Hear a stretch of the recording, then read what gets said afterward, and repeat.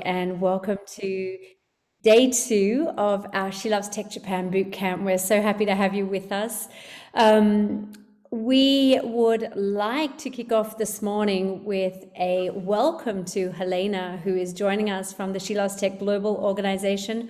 Welcome, Helena. We're going to hand the stage over to you. Hi. Can everybody hear me okay? Perfect. Great. Hi, everybody. Nice to meet everyone. So I'm Helena. Nice to meet everyone. I'm the global program lead from SheLovesTech. Basically, I manage and overseeing the happening of all the rounds happening globally. And just a brief introduction of SheLovesTech. SheLovesTech has been expanding, and we've always been expanding. We have expanded from 5 countries and regions in 2015 to 50 plus countries and regions this year. And we are very, very happy, and we're very lucky to have the team, Lisa and Grace, to be able to bring SheLovesTech Japan to you guys, because the team has worked very, very hard in order not just to make sure that the round's happening, but also to make sure that each and every one of you are supported and you get all the help that you need before you go to the rounds next week. So congratulations again to all of you, and welcome to the SheLovesTech family. We wish all the very best to all of you guys, and yeah, great. So I heard many good and good feedback about the courses and the sessions yesterday regarding with this bootcamp. So I think that today it's going to be even more exciting. So kudos to both Lisa and Grace, because trust me, it works a village to make sure that every one of you have the help that you need, like to get all these mentors, to provide all the sessions. So I hope that each one of you actually get a lot of things back, not just like to win or not to win the competition. It's a journey for you, happy to be a part of your entrepreneur journey, and we also hope that along the way all of us can actually help you guys. So thank you again, and congratulations again. Can't wait to see you guys shine next week, and have fun in today's sessions. Yeah, all great. Thanks, Back Helena. to you, Lisa. Thank you so much. So welcome everyone to day 2 of our boot camp. I am just going to throw it on the right slide. My purpose is not to give you death by PowerPoint to kick off this session, but rather just to introduce you and do a quick recap of yesterday. So yesterday we had some really interesting sessions. Most importantly, we had a great pitch session with our mentors, Danielle, Peter, and Tom, in order to help you to draft your pitch to a Western pitch, because I understand a Japanese pitch is very different in terms of its architecture. So I hope that gave you some really interesting insights. On your work pilot yesterday, you will have seen us post all of the materials to help you get set up and to draft your storyline. And you have been tagged to a mentor. And so that's an opportunity for you. And I'll just share the screen here so you can see your work pilot. That's an opportunity for you to connect to your mentor and to get some support in helping you to draft that storyline so that it's compelling for everybody. Now, when you log on, you will have seen your work pilot, which looks like this. And if I am giving you an example, this is Well Trees, and I'm just going to show you what it looks like from your perspective. Here you can see you are part of SheLovesTech Japan. You've got an announcement in the top right-hand corner, so any announcements that come through are made there for you. And we've also put some learnings on here to make the most of the SheLovesTech platform. Some of you may not have any experience running digital marketing campaigns for your own organizations. So we've given you some modules here to get you trained and up and running and supported on the way through. So you can see you have 18 modules here to develop your brand and 45 modules to develop your marketing campaigns. And it tells you step by step exactly how to do it. So I'm just going to give you the example here. So you can see here, you've got step by step everything that you may want to do in order to build a beautiful digital marketing campaign for your company. And you've got the training on exactly how to do each step on the right side. So just to give you some basic know-how if you need some support. You can see here in the case of Welltree, their mentor is Tom, and they are tagged to Tom in order to do their pitch coaching. You can also create projects specifically around the SheLovesTech competition with your team, and you can tag tasks to your team members, and we will put important events as they come up on the right-hand side here. So this is your space. It is yours to do what you wish with. You'll also see on the left-hand side, you've got a learning library. We have so much content here for you in order to help you be successful. And one of the key contents that we crafted for you was this one around how to go into a new market. And so if you want to go into a new market and you want to take your business global beyond Japan, here is the step-by-step exercises on how to do that. Now you're connected to a global team. You've got a global network of support as long as your little company will thrive. And this is so that you can move from being a small company to a large company over time. So we hope you can take this away with you and put it to good use. I'm confident that it can be a great support to your company. I'd also like to share some support offered to you by our partners at Virtual Interns. Virtual Interns provides virtual internship support to your company, providing fully paid interns on a 3-monthly basis that you can cycle into your company and help you grow across 18 different skill sets, everything from technical engineering all the way through to marketing and HR. So our team from Virtual Internships will be sharing some content with you also on this platform so that you have access to free resources in order to beef up your team and get there faster. The next part of the session that I would like to share, now that you can see the resources here, is just to make sure that everyone got access to Built First so you can tap into the perks and reduce your burn rate. We don't want you to spend any money that you don't need to. So as you know, Christina went away and she put together millions of dollars in perks to support you. Please log in, take advantage of them and put them to good use. We would be delighted to support your business. And finally, to introduce the session panels for today, we covered off ethics yesterday, and today we're going to cover off going global.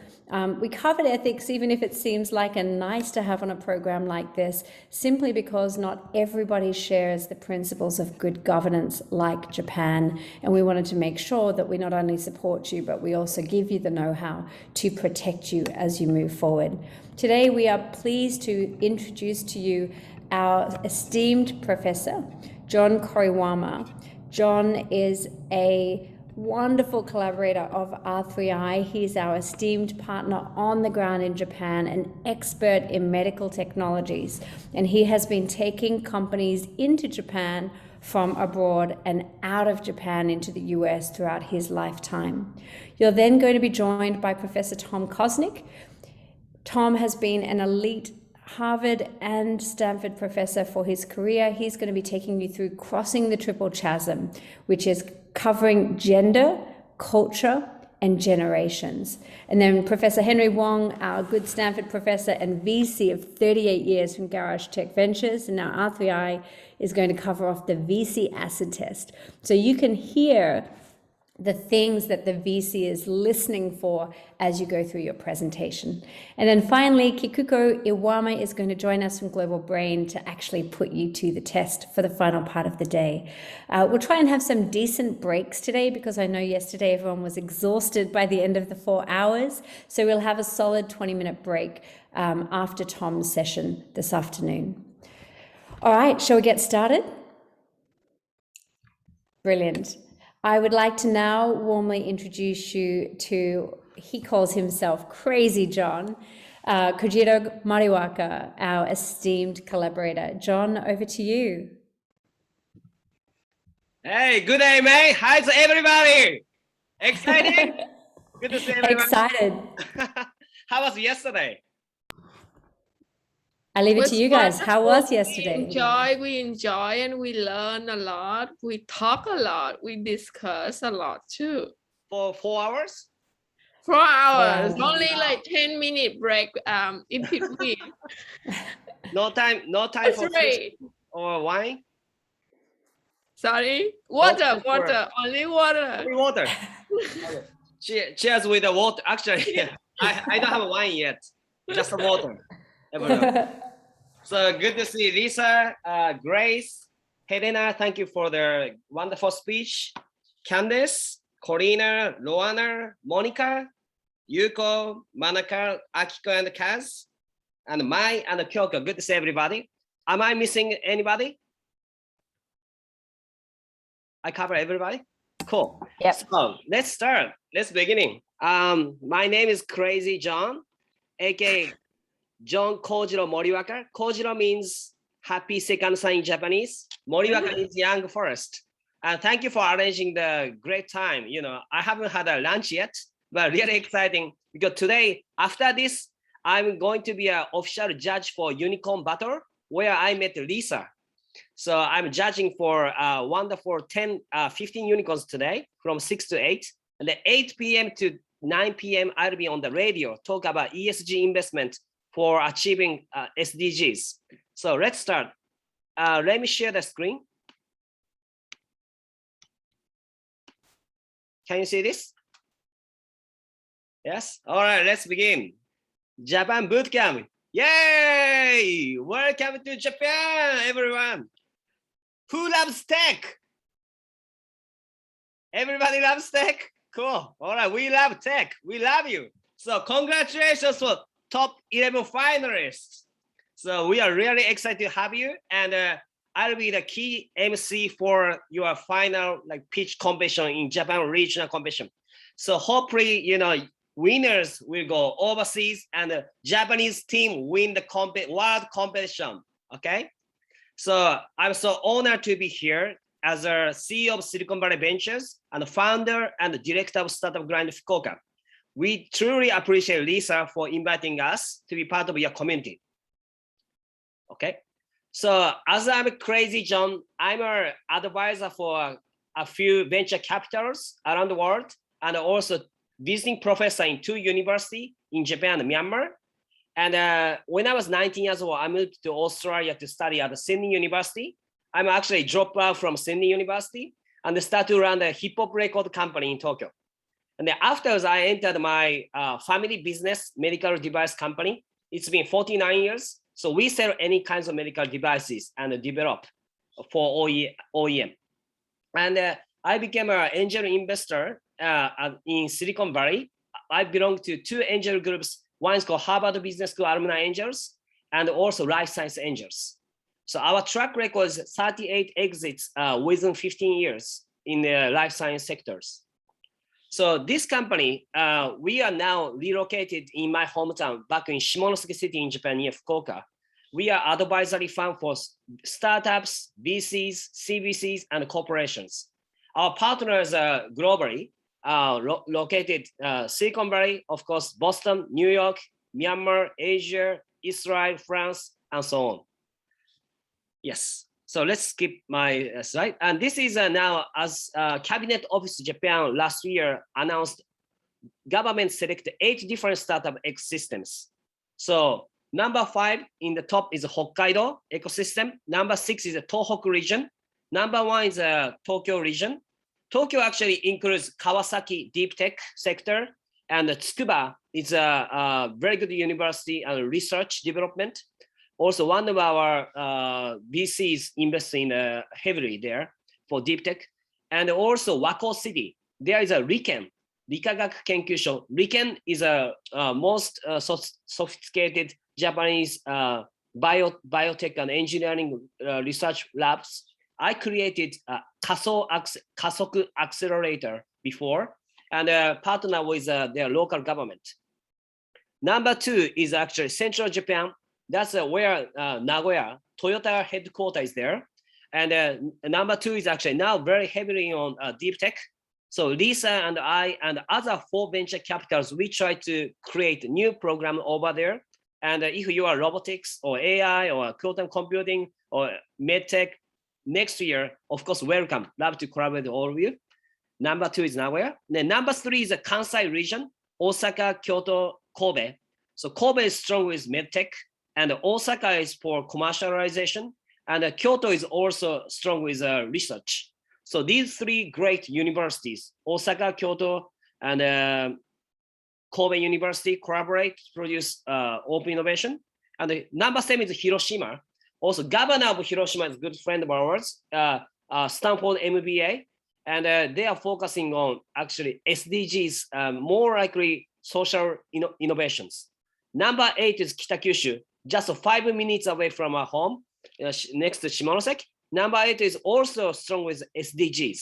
So this evening, I'll be talking about ESG for SDGs on the radio in Kitakyushu. And also, Toto is a famous toilet manufacturer around the world. It's originally from Kitakyushu. And also, number 4 is the most recognized smallest region. However, it's the most popular startup hub.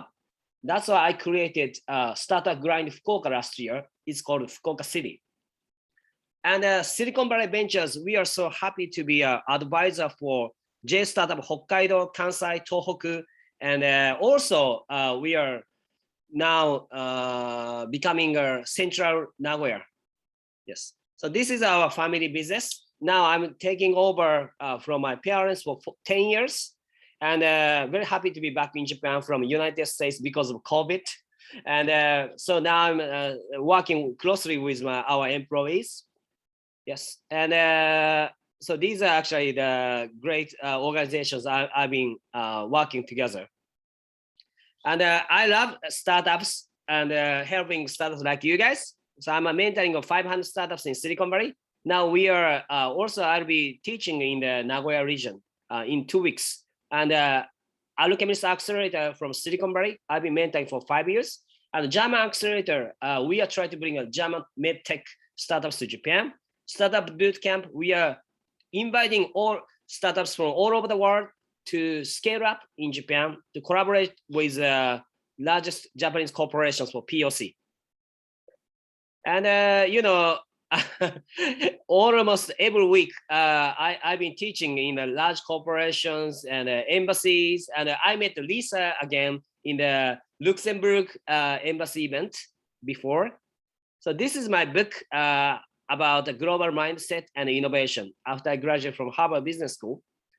So I studied at Harvard and also Stanford for the very short program, BC and also AI. And Sydney University, I went to 3 bachelors. And I was so happy to be a part of Y Combinator for only 4 days. They created the angel investment school. Yep. Okay, so today, because of Go Global, when you think about Go Global, many Japanese only think for the Asia. However, world is huge. You know, you can, even you don't go to global, maybe you can collaborate with startups or large corporations in India, or maybe universities in Europe, or maybe Israel, you know, for the technological license. And Singapore, of course, and Queensland, they are welcoming many startups for POC, and Canada is strong with AI. So let's talk about global ecosystems. Of course, Silicon Valley is the still best place for innovation. And how many people have been to Silicon Valley? Okay, few people, thanks. And I stayed there back and forth for about 6.5 years.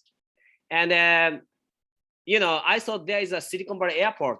However, this is just a nickname. So you have to get off the San Francisco airport or San Jose airport. And Palo Alto, you can see there is a Stanford University. So many Stanford professors you'll see today. And there are also entrepreneurs and investors at the same time. And also many tech giants used to be located in San Jose. However, now it's moved to San Francisco for many unicorns that produce it. And this is actually the map I created with Fujitsu. So when you see this map, Silicon Valley is the best ecosystem to support entrepreneurs. You can see many angel investors and also VCs, CVCs, banks like Silicon Valley Bank, and a law firm like WSGR. So if you are going to US market, I strongly recommend to working with our partners, Wilson Sonsini, Goodrich, Rosati. I always introduce good startups to them. Even the large corporations like Google, it's their client. Also media, TechCrunch, Forbes. I'm actually an official columnist of Forbes Japan. And also Listener Bank and Dreamgate and Finders. And the government, JETRO is pushing to support And Nordic Innovation House is really, really good organization because Nordic countries, 5 countries get together. They have an office in Silicon Valley and Singapore, and now Tokyo. Nicholas will meet you soon. And acceleration programs, there are tons of accelerators. And education institute, of course, Stanford is #1, but UC Berkeley is also produce many entrepreneurs. Draper University by Tim Draper, and also they have a Biz World. So we are bringing Biz World to Japan. That's for elementary school to high school students entrepreneurship. I'm their actual advisor and a lecturer for teaching entrepreneurship in Japan since this April. And of course, Singularity University and many futurists out there, and Hacker House. So this, I used to live in many hacker houses in Silicon Valley. There are many entrepreneurs, crazy ones like me. And a consulting firm, most famous in IDEO, and also NPO, Institute for the Future. So I love, one thing really love about Silicon Valley is, of course, IDEO is great, finding the, unmet needs, and also by observing the many problems and create the innovation. However, Institute for the Future, they look for their, not 10 years later, 40 years later, when 2060, what's happening, environmentally, maybe collapse, politically collapse.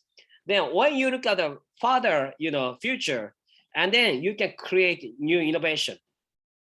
So there are so many acceleration programs in Silicon Valley, and Y Combinator is the top, and also Alchemist Accelerator, 500 startups. And so I've been mentoring 500 and the Alchemist Accelerator, not Y Combinator yet. However, I'm very happy to be mentor of all of you with SheLovesTech. So how does Y Combinator works? So they invest in 150K and take the 70% of equity. And however, this is the greatest brand, or if you are invested, get fundraised by Y Combinator, it's better than you having the alumni startup from any universities. So YC, maybe in the future you can try it. And I joined also another great acceleration program only for 2 weeks. It's called Black Box, sponsored by Google. So this is the only 2 weeks program, and because entrepreneurs are super busy, so some people only take SheLovesTech for a couple of days, and also Black for 2 weeks. It depends on your schedule. Yeah, so that was a really exciting 2 weeks and intensive. So Fadi Bishar and took our students, including me, to Draper University for pitch competition. Yeah, and this is a Wilson Sonsini Good Literature Study. If you are considering an IPO or mergers and acquisition globally, I strongly recommend our partners, Wilson Sonsini. And in the future, we can collaborate with SheLovesTech, and we can invite lawyers, talk about and how to make the contracts with investors as well. Yeah, so one of the most respected legends in the angel investment sector is Ron Conway. I was happy to meet him. He took his lecture at Y Combinator. He meets 5 startups every day, 25 startups a week, and invests in 1 startup. This is crazy, So this is a quiz. What is the most important factor if you are Ron Conway? What things he looks at when he decide to invest? So in the chat, you can write the answers. Actually, I don't know why I cannot see the chat link. Okay. So please, everybody, write your answers. If you are Ron Conway, what factors? Oh, team, Lisa, great. Lisa, please be quiet. give the opportunity for our participants. The story behind Akiko, thanks, and Kaz. Anybody? Don't be shy. Keep writing. 3 things. Passion, motivation, team. Cool. Corina, anybody? 3 things. Everybody must write. Team, right thing, right way. Cool. Anybody? Market, product, impact. Cool. Anybody? Keep going. Okay, so the answers is a team. Oh my God, everything's a team. Crazy. Ron Conway, come on. you know. However, he loves to see. Sorry. I'm sorry. Let me actually close our beautiful faces, and now I can only see the beautiful Helena's face. I don't know why. I cannot see my face, but it's all right. You look more beautiful than me. So team. But Ron Conway actually, of course, he looks at teams. However, he loves to see demonstration, because many entrepreneurs only talk blah, blah, blah, blah, blah, but no traction. He must see the demonstration. If your product or service really works and have a not track records, but the tractions. And also startups sometimes, collaborate with NPO, like US Japan MedTech Frontiers. So Stanford professor Fumi Ikeno, like my big brother in the middle, and Casey McGrain, the partner, the gentleman wearing that, standing up next to me. So he's works for Wilson Sonsing Goodrich, this good WSGR. Also, he's a co-chairman of Life Science Angels. So sometimes big guys, they have so many positions, and in their LinkedIn, they don't show it if they are angels or not. But we are closely working together. And these gentlemen create the US Japan MedTech Frontiers. So I'm part of their community. And actually, I do PR for them. And we bring 50 MedTech entrepreneurs, 50 people, so 22 startups from Silicon Valley to Japan every single years to meet governors and also the investors. So when we have the events, we can also give you the announce and invites. And also startups now, IDEO has a Tokyo office as well. And this is looks like a hacker house. And this is an incubator, Global Silicon Valley. And also I'm being ambassador of Startup World Cup. Not only Japan, I'm ambassador of the worldwide. So we've been doing the pitch competition since 2017, and the winner get $1 million investment. Okay, now let's talk about Israel. So Israel, I've been actually advisor of Japan Israel Chamber of Commerce. And when you see the percentage of their engineers or unicorns, Israel is one of the top in the world. And also many Japanese large corporations love to invest in Israel recently. And why Israel is a good become a startup nation? So ambassador answered these two questions. She said connectivity, strong connections between people, institutions, governments, make it easy to exchange ideas and collaborate across industries. Cross ties between academia and industry, and the introduction of innovative technology to create new business. Second, a culture that embraces failure. So best way to learn is to express mistakes. And risk taker, good at finding new solutions, no strict hierarchy allowing everybody to develop new solutions in the fast and flexible way. So this is totally opposite from Japanese culture. And three sectors that are growing: cybersecurity, healthcare, and medtech also very strong as well. And their actually technology is not only one technology, not only AI times something, you know, sometimes three technologies are combined to create new startups from the Israel. So these are actually very long articles, but you can read my Forbes Japan article. And India, so many Indians and top managements in the Fortune 500 companies, and also GAFA. And Google CEO, the Pichai, of course, from India. And so many successful entrepreneurs like Vinod Khosla. Actually, Vinod Khosla is supporting our ecosystems in Silicon Valley, Alchemist Accelerator. He's actually a top mentor in the community. So there is many Indian tech startups, and also I'm advisor of a laboratory in also the medtech community in India. So if you want to collaborate with Indian top universities like Indian Institute of Technology, I'm very happy to organize contacts. Yeah, Mumbai is famous for fintech, and Delhi consumer startups to e-commerce, retail. Now retail is also forgot to tell you, retail is RaaS business. Retail as a service is also getting a little bit bigger, getting better in Japan. Like Beta came from Silicon Valley to Tokyo, have two shops. So retail is getting huge globally. And Bangalore, AI, machine learning, deep learning. So rapid growth of India's startup ecosystem due to the large number of Indian engineers and entrepreneurs from around the world. So if you need engineers, let me know. I'm very happy to find good engineers for you in India and also Estonia and also Vietnam.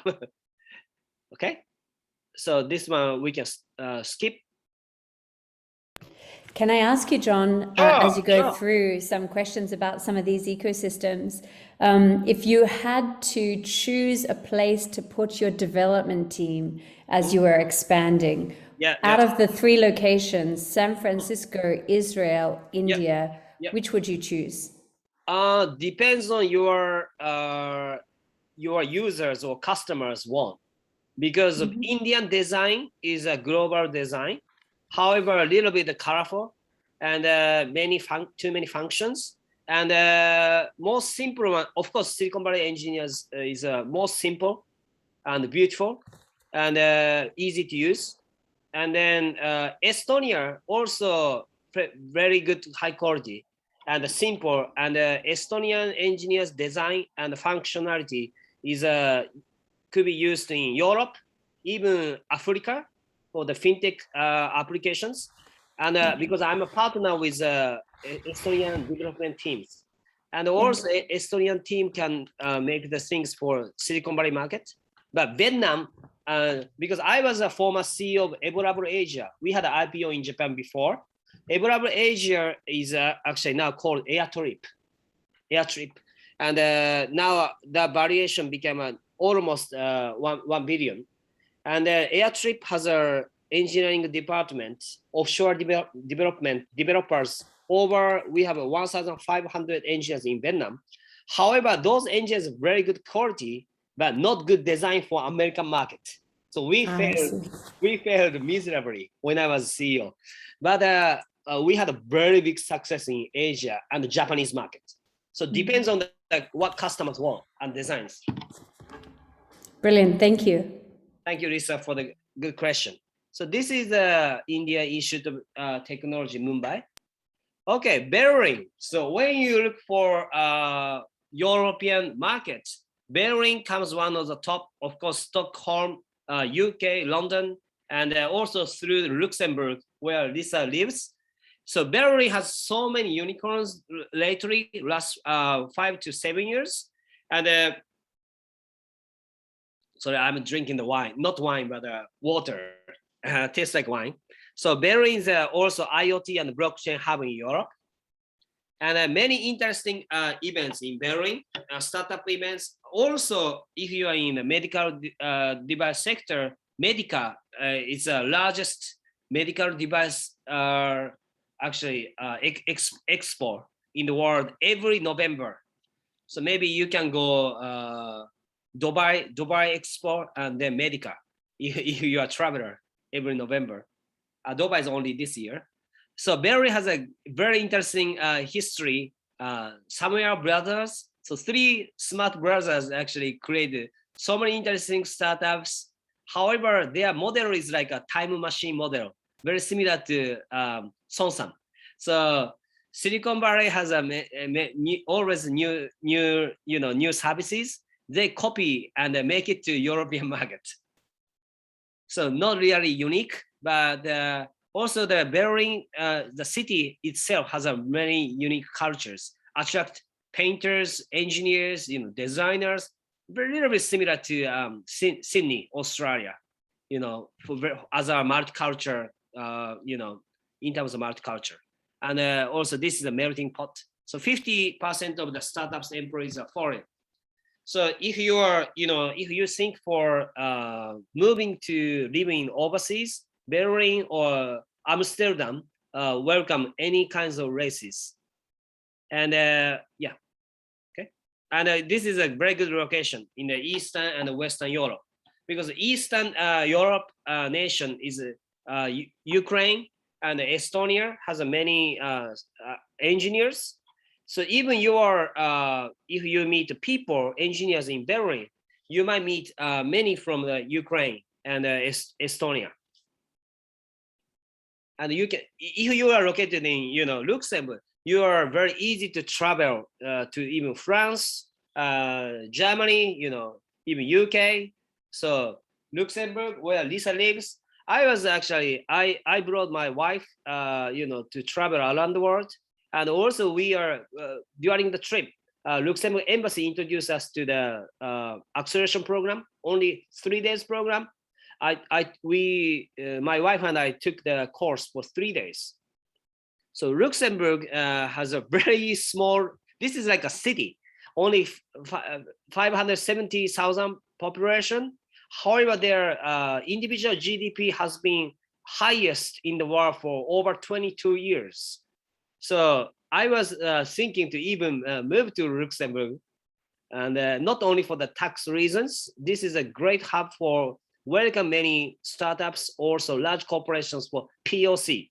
Because if you do POC in Germany, it's only attract to mobility and medtech, and also blockchain is no language. But France also has a very strong French culture. Even Viva Technology has a great, atmosphere. Still, many people speak French. It's like a Japan. But Luxembourg, you can speak English, and you can test your marketing tests in Luxembourg to see which like German or France or UK or which nation is perfect for your product. So I recommend Luxembourg. And Lisa has been a strong mentor and supporter for House of Startups, and also House of Deep Tech, and also MedTech. And France, this is Viva Technology. I went to Viva Technology twice, and I wrote my column for Forbes Japan. I was invited as a media partner. And Viva Technology, also Jetroids try to push, but however, they don't find, they always tell me, they cannot find many Japanese participants. So only, less than 80 people from Japan. So when I went there, I can meet all of Japanese there. Very few people. I don't know why Japanese don't come to France much. But after COVID, let's go France, have a champagne, and also show your products. So when we were there, this was taken by my wife's actually mobile phone, and post on the Forbes Japan. But Jack Ma was there, Zuckerberg was there. So many tech giants actually come to the Viva Technology. Yeah, and Estonia, also easy to travel from Finland. So from Fukuoka to Finland is only 8 hours, and Estonia to Finland is only 2 hours by the boat. And we danced on the boat, and there are little casino on the boat, and a nice food. And Estonia has so many, as you know, this is becoming the startup nation, even if the size is very small. And also they have a business, strong business angels network, and where it's easy to meet people like Luxembourg, because it's a small, everybody knows everybody. And this is a great place for, or if you're a tech investor or tech startups for the collaboration. Yeah. And Singapore, of course. So Lisa used to live in Singapore. So you can ask what is a good things about Singapore, Australia, and also Luxembourg. And many Japanese, actually, I have many partners, even the government sector, investors, and also the family offices located in Singapore from Asia, and some from UK. So I got lots of friends in Singapore, and also many investments happening in Singapore. And many Asian startups, besides Japanese startups, they are actually headquartered in Singapore. So Eastern Asian countries like Myanmar or Cambodia, they are tech startups they actually have a registration in Singapore for tax reason and also for the fundraising reasons.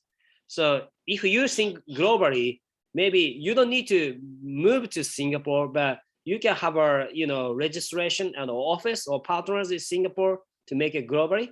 And also, yes, easy to travel from in the Asia from Singapore. So these are actually, I translated this from my column from Forbes Japan and the Listener Bank. So today's actually most of our participants are Japanese people, can read Japanese, right? So you can read it. Okay. And also, I love Queensland. I used to study English Queensland for 1 year. Then afterwards, I moved to Sydney for 5 years, Orange for 1 year for drinking wine every day. And Queensland has a many POC service. And this is great. Not many Japanese people know that. But 2015, 730 billion, over $730 billion Aussie dollar for innovation fund. This is amazing. And that's why they have so many tech entrepreneurs now. And not only Brisbane is great, of course, Sydney is #1, Melbourne is great, Perth is great. So, and Adelaide is great, but Atlassian from Sydney, Canberra is actually Sydney, but actually this is origin from Perth, right? And they moved to Silicon Valley and moved back to Sydney, and Guy Kawasaki helped them. However, Canberra is now popular in Japan. So, Australia, you don't see them as maybe your destination, but maybe you can have a partnership or POC. And I can always introduce you to the Queensland government. I was actually facilitator for running their virtual program. And Queensland government were going to drop in today, and so too was the Australian government for Japan. So they might pop their head in throughout the program today. Oh, excellent. The Adachi-san, Tak? Yeah? Yes. Excellent. The Queensland Chamber, Queensland office. Yeah. So Queensland is now becoming the tech hub in Australia. Of course, Sydney, Melbourne, Adelaide, Perth has a different ecosystems, but I recommend Queensland for POC. SoftBank and Tokyo University actually have a POC over there. I can always love to introduce you to Queensland government. And we are also learning Japanese from the moment we are 6 years old in our schools.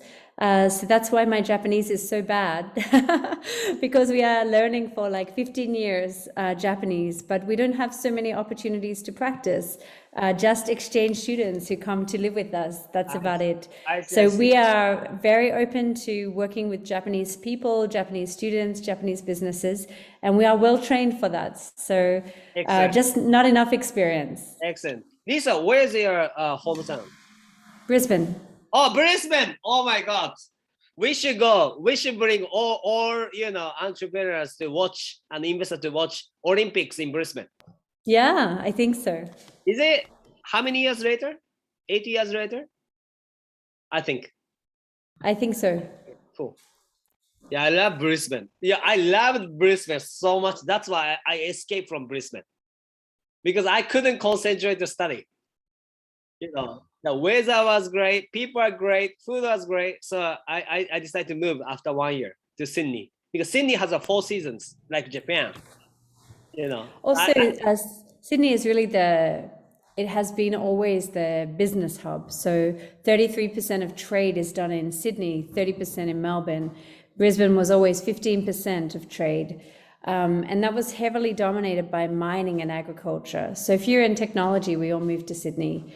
Most people who were in tech were in Sydney and Melbourne, but it's changing a lot. One, because the government is investing, and two, because it became the hub of gaming. So if you were in software development and you wanted to get a job in gaming, Brisbane was really the expert hub for mobile gaming. And then, of course, they started to focus on smart city. So then they start to expand the ecosystem. So they are spending a lot of money. Let's see if it will work. Yeah. And as you said, actually, VR actually, mining and oil, gas, and those are very strong, and also agri-tech in Queensland. And I met actually Queensland government introduced a few startups. They are actually creating VR for practicing how to control, how to use to get machines to get oils. So, depends on their popular sector industries, startups create new technology, to implement in the industry. So Canada is now actually many startups from Canada. We have embassy events, always I get invited, and now we try to bring many Canadian startups to Japan and Asia together, and especially AI. So many kinds of AI startups, AI, insurance, insurtech, AI, medtech, everything. Canada has everything these days, and because they have 8 different ICT cities. Sorry, I made a wrong spelling. S should be C. But ICT cities, Vancouver, Edmonton, most everything you see, and Canada. Because there was 3 legends in the AI godfather in Canada, Benjamin, and so many kinds of great entrepreneurs are produced by great professors and interns during the universities. Those crazy professors send their students for internship in startups in Silicon Valley. Then after a couple of months later, they come back to Canada. Some drop out, some stay there, take the PhD, learn more about machine learning, then become the actually startups. So Canada has a good education to send the kids to Silicon Valley.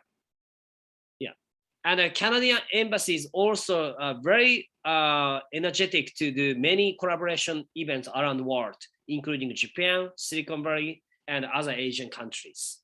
And also they have a very interesting visa support. And so if you are, even during, COVID, one of my entrepreneur friend moved to Canada with a startup visa recently. So there are actually not many discrimination, and even they actually enjoy the differences. Yeah, very good people, but too cold for me. I prefer Australia. Yeah, go. You want to say?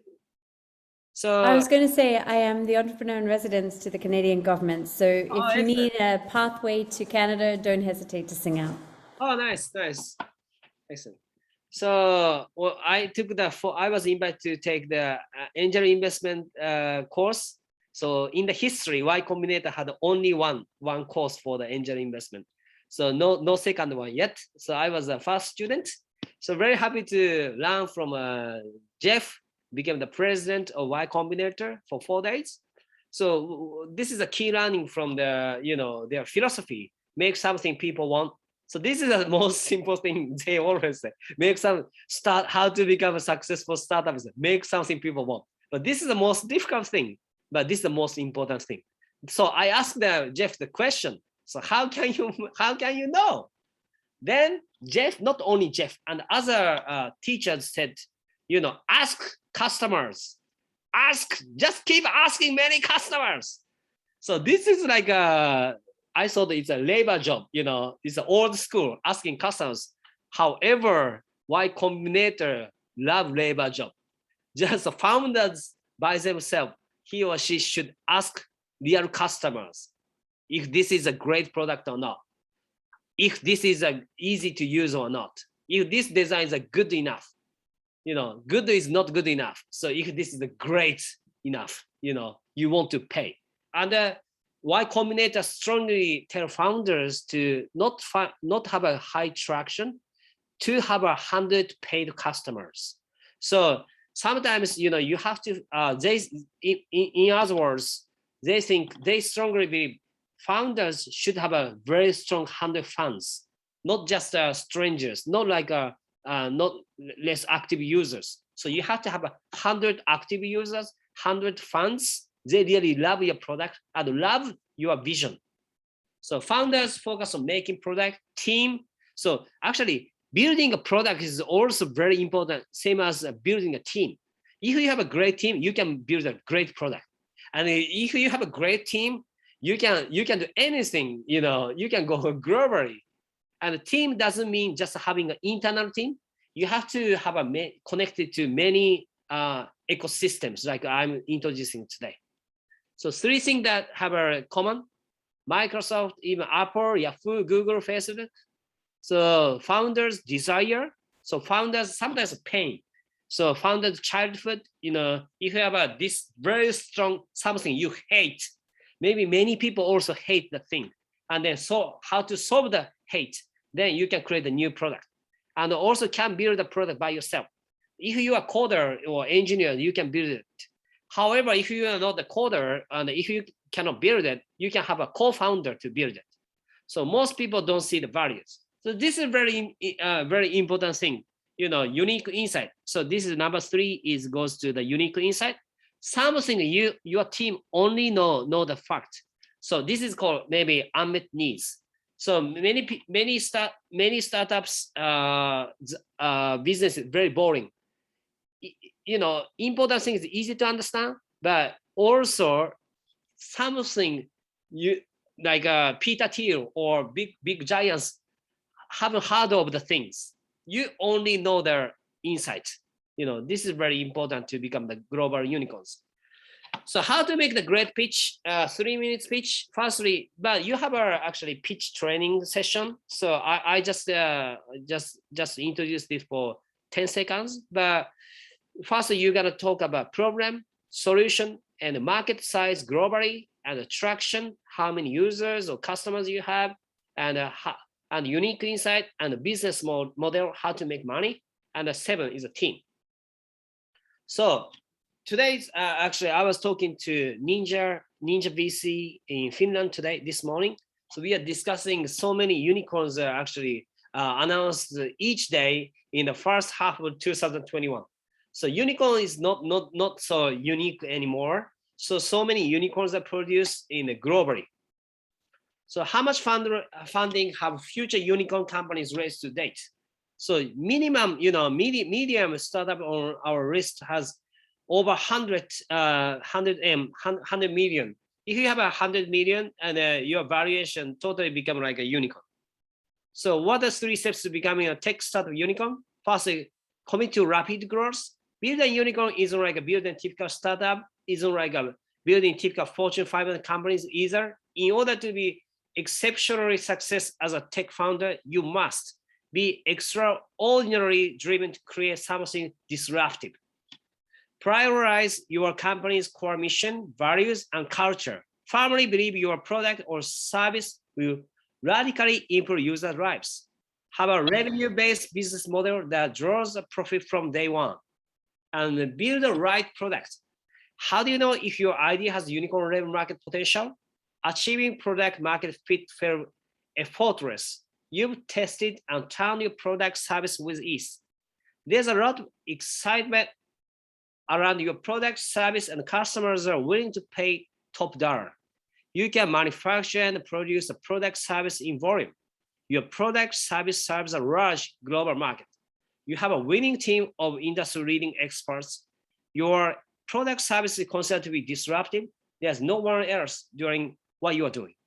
Thirdly, secure the right investment. Top investors only invest in top startups.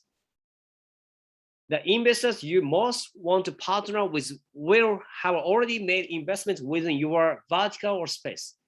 In most instances, they are looking for tech startups who have already proven their ability to scale. After scaling initial traction with paying customers, the key to scaling quickly is securing a loyal base of product users who champion your brand. If you can generate what status advisor and Inc. Yeah. And this 3 things is actually from my friend this morning. He made a unicorn. So Sota is my great partner of ABS Ventures. So his valuation was 1.5 billion and I had an IPO in Hong Kong 3 years ago. It's called GLM, the Japanese Tesla from Kyoto University. He said, be aware of the global macro. So global trends, not just domestic ones. Many Japanese people, I'm not telling you guys, but many Japanese only see the Japanese market. But we need to be aware of global trends, not only Asia, not only look at the tech in Asia. We look at TechCrunch. We look at the CB Insights in English. We look at, many tech trends, not only for 3 years, we look for 10 years, 20 years. We look at SDGs goals, by 2030. We look at the investments, what investors think. We not only look at the competitors, we look at what other Andreessen Horowitz or what other, private equity companies investing, globally. Then we'll be familiar. So, what investors want. What investors want is they want money. What money is created by people's desire, if you solve the problems globally. So very, very important thing is look at the investors' portfolio and what they think and be friendly with them. Have a coffee, have a champagne with them virtually. So second, end in mind, working backgrounds from the goal you want to achieve. So also perspective of the end in mind, technology-related venture companies, startups tend to focus on the technology. They have a think about how to utilize the technology in the service. So somebody can do the mute. John, actually, we are on time now, so we must wrap up now. So I hand over to you for the last comments. Okay. So started pushing the enable technology trend. Okay, so give me 1 second, 1 minute. So 5 things to discover the great team is understanding the company culture, passion, flexibility, honesty, shared vision. So I'll skip these: team, user, product, market, secret recipe. So this is actually the end. Startup grind, startup bootcamp, and Fuji Xerox. So you can see Silicon Valley Ventures website then. It's okay. So Nordic Ninja, we have an event together by Global Commission Gym. Startup grind become partner with SheLovesTech. So end of this month, we have 500 people for free. We have now 70 guests from Silicon Valley and around the world. And this is a Forbes Japan. So today I translate from this. This is my actual column of Forbes Japan. And a good announce. I love to interview you, Lisa, and everybody for my column for Forbes Japan. So you guys are finalists, of the SheLovesTech Japan. I love to interview all of you and mention all of you and, write about SheLovesTech's vision. This is actually my song, Done With Us, Gifted featuring Dirty Ray. So let's accept global innovation. Thank you so much. Thank you, John. That was awesome. Thank you so much. Amazing energy. We just love to have you with us. So thank you so much for taking the time today. Now, everybody, John has extensive tentacles across the world, as you can see. If you want to connect to any market, you know the man to talk to now. You've met him today at SheLovesTech Japan. And John, can you drop your name to the bottom of the column, just so everybody has your contact? And please don't hesitate to reach out to him anytime. Yeah, I'm happy to be connected on LinkedIn. Just write a message, SheLovesTech Japan. Awesome. And then also Twitter, LinkedIn, Facebook. Love to be, you can send me the message anytime. Thank you so much, Awesome. Lisa, and everyone. Thank you so much. You want to take the picture? Yes, we definitely do. So if everyone can go on video, we are going to take a beautiful picture with John. Let me just make that bigger. Great, Candace, if you can go live. Thank you, Tom. Welcome, Tom. Welcome, Luli. Great to have you with us. And we'll just wait for Candace. One moment. Candace, turn on your video, please. If you're with us, she might have stepped out. Alrighty. John, what's your catch cry when you take a photo? What's the word you love to shout? Oh, SheLovesTech. Okay, so everybody counting down from 3. 3, 2, 1. SheLovesTech. Yay, SheLovesTech. Awesome. Anybody have a screenshot? Yeah, I took many screenshots, so I will share them in the chat. Cool. All right. Thank you, everyone. See you. Thank you so Bye much. bye. Bye now. Tom. Thank you. See you guys. Bye-bye. Stay safe, stay crazy. Stay crazy. I love it. Now, everyone, it is my great pleasure to welcome Tom Kosnick to the stage. But before I do, does anyone need to take a rapid bathroom break for 5 minutes? We're okay? You want to take a break? Put your hand up if you need a break. We're okay. Okay, super. Excellent. So it is my wonderful pleasure to warmly introduce you to my dear friend and esteemed collaborator, Professor Tom Kosnick. I had the great pleasure to zing with Tom on a Unicorn Cup, going on, I think, almost more than a year ago, Tom. And since then, we've had the great pleasure to support many female founders around the world. To give you some background, Tom is a venture capitalist and an advisor to the founders and CEOs of over 20 startups, helping them to raise capital, attract talent, acquire customers, develop partnerships, and go global. Tom likes to say that he is the sidekick to you guys, the stars. He has a personal commitment to changing the paradigm for women around the world, and of course supporting peace in the Pacific Rim. And we're really pleased to be a part of his mission and journey. We're also pleased to welcome to the stage his collaborator today, Lu Li. Lu Li, many of you may know, comes from Indiegogo. Lu Li is the general manager of Indiegogo and was recently recognized by Forbes 30 Under 30 for her superpowers in taking companies global and marketing. So welcome, Lu Li. So happy to have you with us here at SheLovesTech Japan. I'm going to hand the floor over to you, Tom, to lead today's session. And Lu Li, take it away. Thank you, Lisa. Can people see what I'm showing? Yes, all good. Thumbs up. All right. Lily and I are delighted to be with you today to cover a topic that is actually central for every single founder on this event. And it's all about negotiating, which you're going to do a lot of across what we call the triple chasm of generation, gender, and culture. More on that later. I'm not going to talk about my background. You're going to get the slide deck.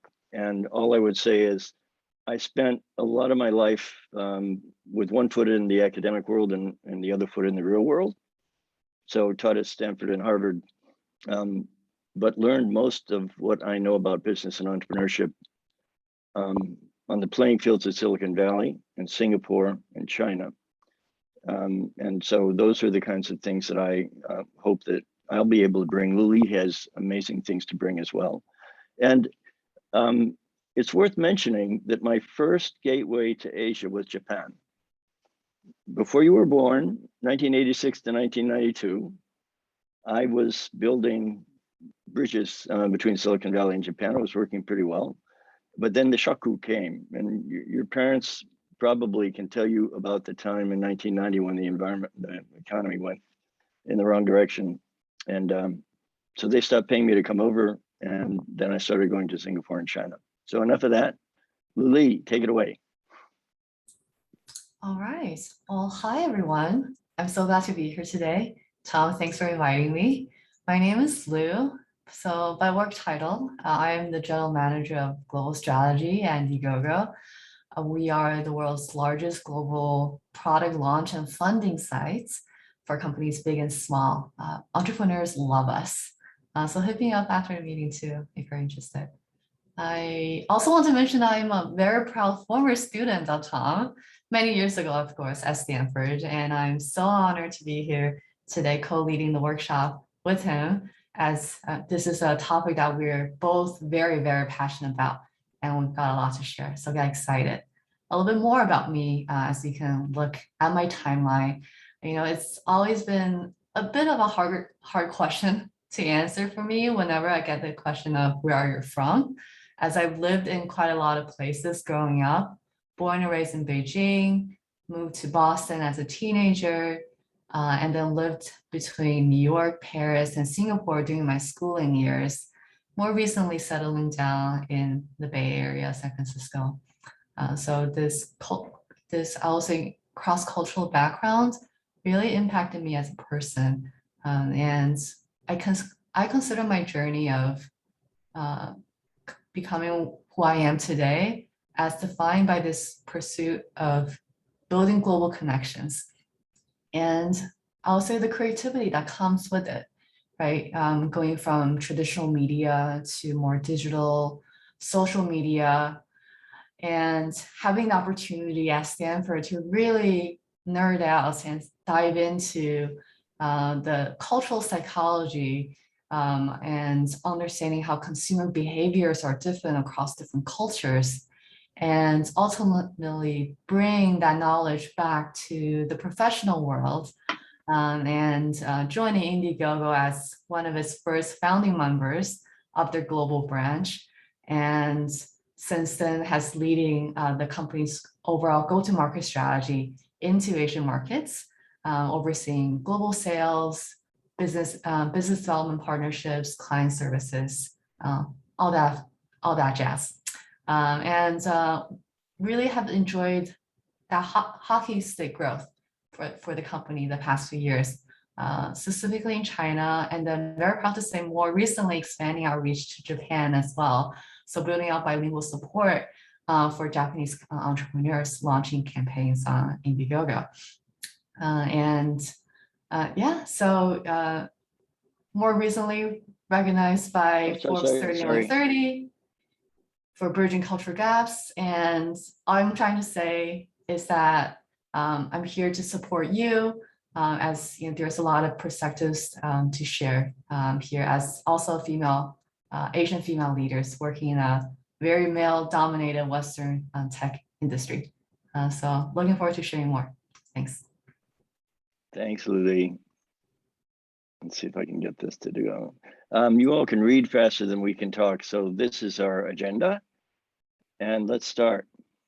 You probably know that women don't get funded to the same level as their male counterparts in the startup world. It's the same problem if women are in large corporations are not paid as much as men for similar work. And that's a bad thing. That's why we love SheLovesTech, because SheLovesTech is a way to bridge that gap. It's a way to make sure that you get funding that is that you deserve and not less because you happen to be women. I love what the founder of SheLovesTech has to say about gender lens investing, right? It's not about pushing diversity just because it's the right thing to do. It's about seizing this generation's ultimate opportunity, women as market makers. And I've been really lucky to meet a lot of market makers, all female, in the last 30 years or so. So I can't wait to continue to be helpful to the best way I can. And as Lisa said, I am sidekick to the stars, right? So you are the rock stars, I am your sidekick. That's the way it goes. So we've had this problem of the triple chasm of generation, gender, and culture all around the world for all of time, really. What do we mean by this? There can be a generation gap where the younger people may rebel against what their parents want to do. You probably can think of brands, of products that your mom and dad love that you would not be caught dead in, right? And maybe a car, maybe clothing, whatever it is. Certainly in every country that I've done business in, the younger generation generally does not want to use the same products as their parents in many cases. And the problem for the older generation is we don't have the skills to adopt our kids' brands, right? I mean, with so much technology, you all grew up with it. I can remember a time before PCs, kind of scary. Okay. And the gender wars are there as well, where if you try to shift a man's product to attract women, you could alienate the men. A classic example of this is Harley Davidson, an American motorcycle company that is, you know, known for Hell's Angels and other manly men. Certainly there are some amazing women who have Harleys as well, but Harley tried to make a women's Harley. And the women were pissed because they didn't want to have some sort of a weird woman's product. They liked riding the Harley Davidsons that they had bought already. And the men were furious. So Harley backed off of that. And it's a good example for all of us not to try to do something like that. And sexist advertising and there's a lot of it where women are really made sex objects to sell product, more and more is creating backlash, even boycotts by not only women, but men who support them, who don't think sex should be used to sell product. Now, the culture clash is basically if you go from one country to another, or even one region to another. If you all have been to China, you know there are about as many different Chinas as there are stars in the sky. And in the United States, if you've been to New York City and Dallas and Chicago and Silicon Valley, and Lou Lee knows this, right, Lou, because you've spent time in many of those cities, Boston as well. Those cities are like different planets. So I think the main thing that we want to think about here is, how do you think about a cultural blind spot?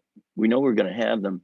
And then also be careful about an ethnic blind spot, even if you have a local project team. An example I mean by this is, we could have a team of 5 US citizens, one with Hispanic roots, one with African roots, one with Chinese, one with Japanese, one with German.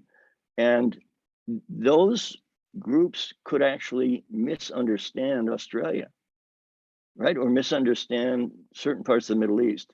So we have to think about ethnic blind spots, even if we're all from the same country. Here are a few pictures of the generation gap.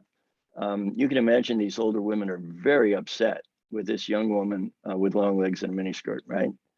And then this is actually from Japan, right? You've got an older gentleman reading a book and a young guy on his phone. This is supposed to be a joke. It's mom telling her son that a dictionary is a spell checker. I love this picture of grandma and grandson, right? He's got a mohawk and she's happy as a clam. Mom and dad are probably not so happy with his haircut, but grandma loves him.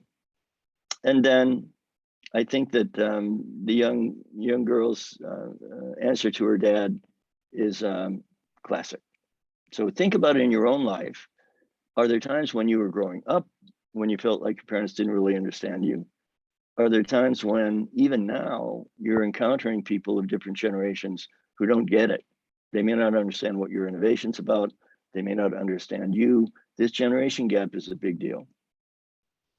This is just for those of you who may not know, what years different generations were born in.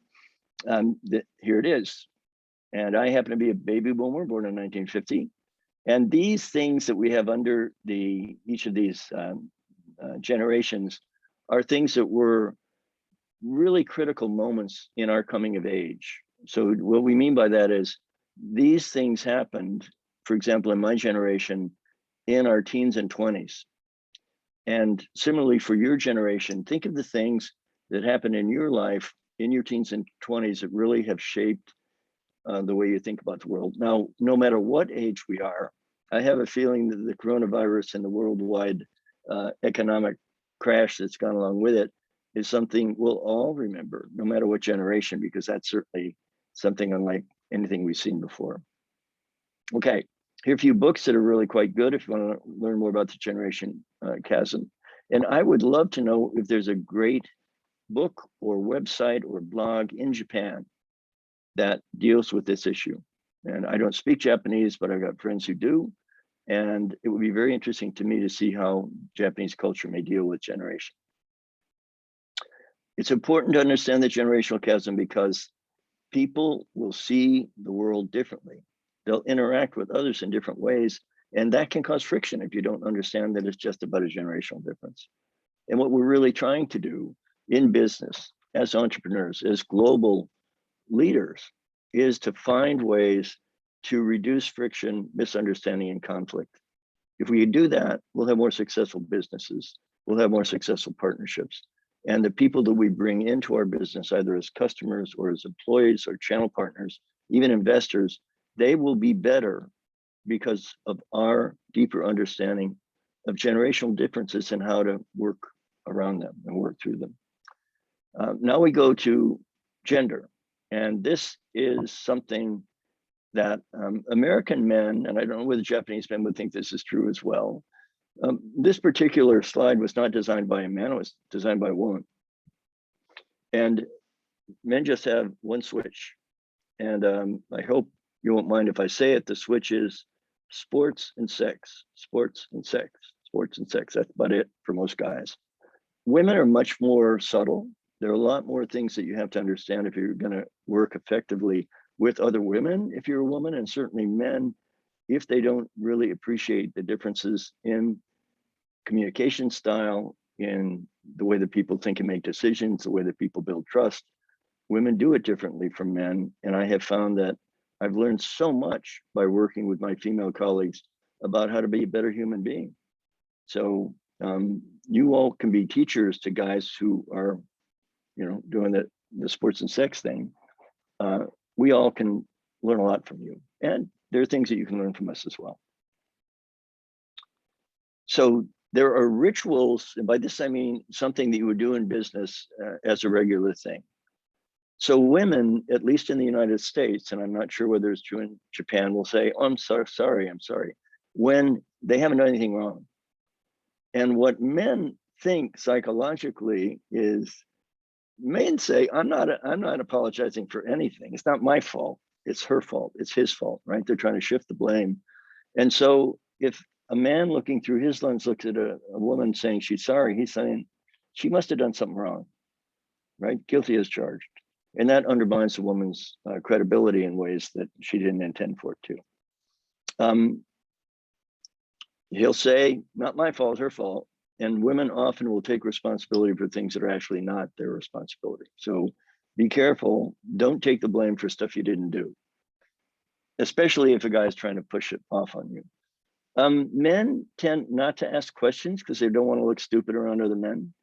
And women often are more curious, more willing to ask questions because they really want to understand, and they don't have this male hang up about wanting to compete and look like they're the smartest person in the room. A lot of times men will say, well, you got to be tough, but you got to be fair. And then they say, you suck, right? Male feedback and performance reviews is notoriously clueless and not very subtle in terms of understanding how to give good feedback that is perhaps critical of behavior or performance, but not critical of the person. Women understand how to be supportive in leadership roles much more than men do. Oops, sorry.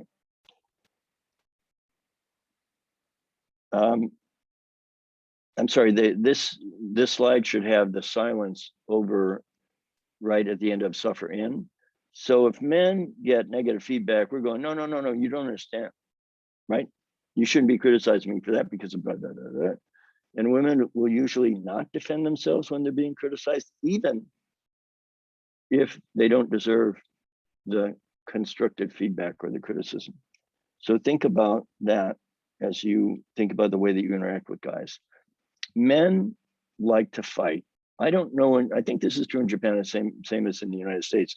Little boys like to play guns or pirates or whatever. They're always dueling or doing something. A lot of competition. Boys in sports and everything are always trying to figure out who's the big dog that everybody else is going to follow.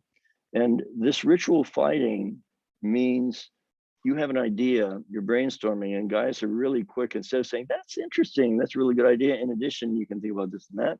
They're going, let me tell you the 14 different ways that this is a stupid idea. It'll never work. Now that's the phrase for that done well is to be a devil's advocate, meaning that if the angels are saying we should do this, the devil's advocate says, nah, not really.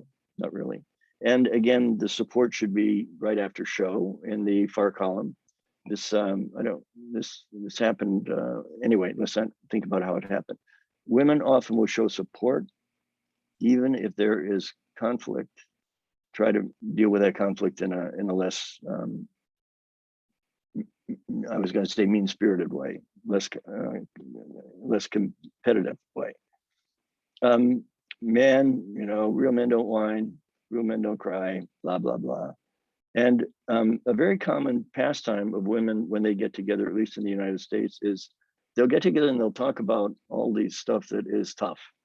And often if you're a professional and you happen to also have responsibility either for raising children or taking care of aging parents, whatever it is, there's a lot to talk about in terms of some of the challenges that you face.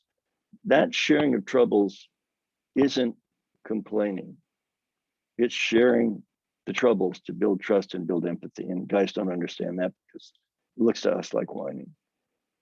Okay, men love to take compliments. Oh, that Mickey Mouse tie. Well, thank you very much. I'm glad you like it. And women love to give compliments. And so don't feel bad if men don't reciprocate when you say something nice to us. By the way, it's become more and more difficult for men to compliment women because of sexual harassment and a lot of other things. So a lot of guys are kind of scared to do it these days in ways that they might not have been 10 years ago. Then we have the small talk. Again, I said for the guys, it's sports and sex.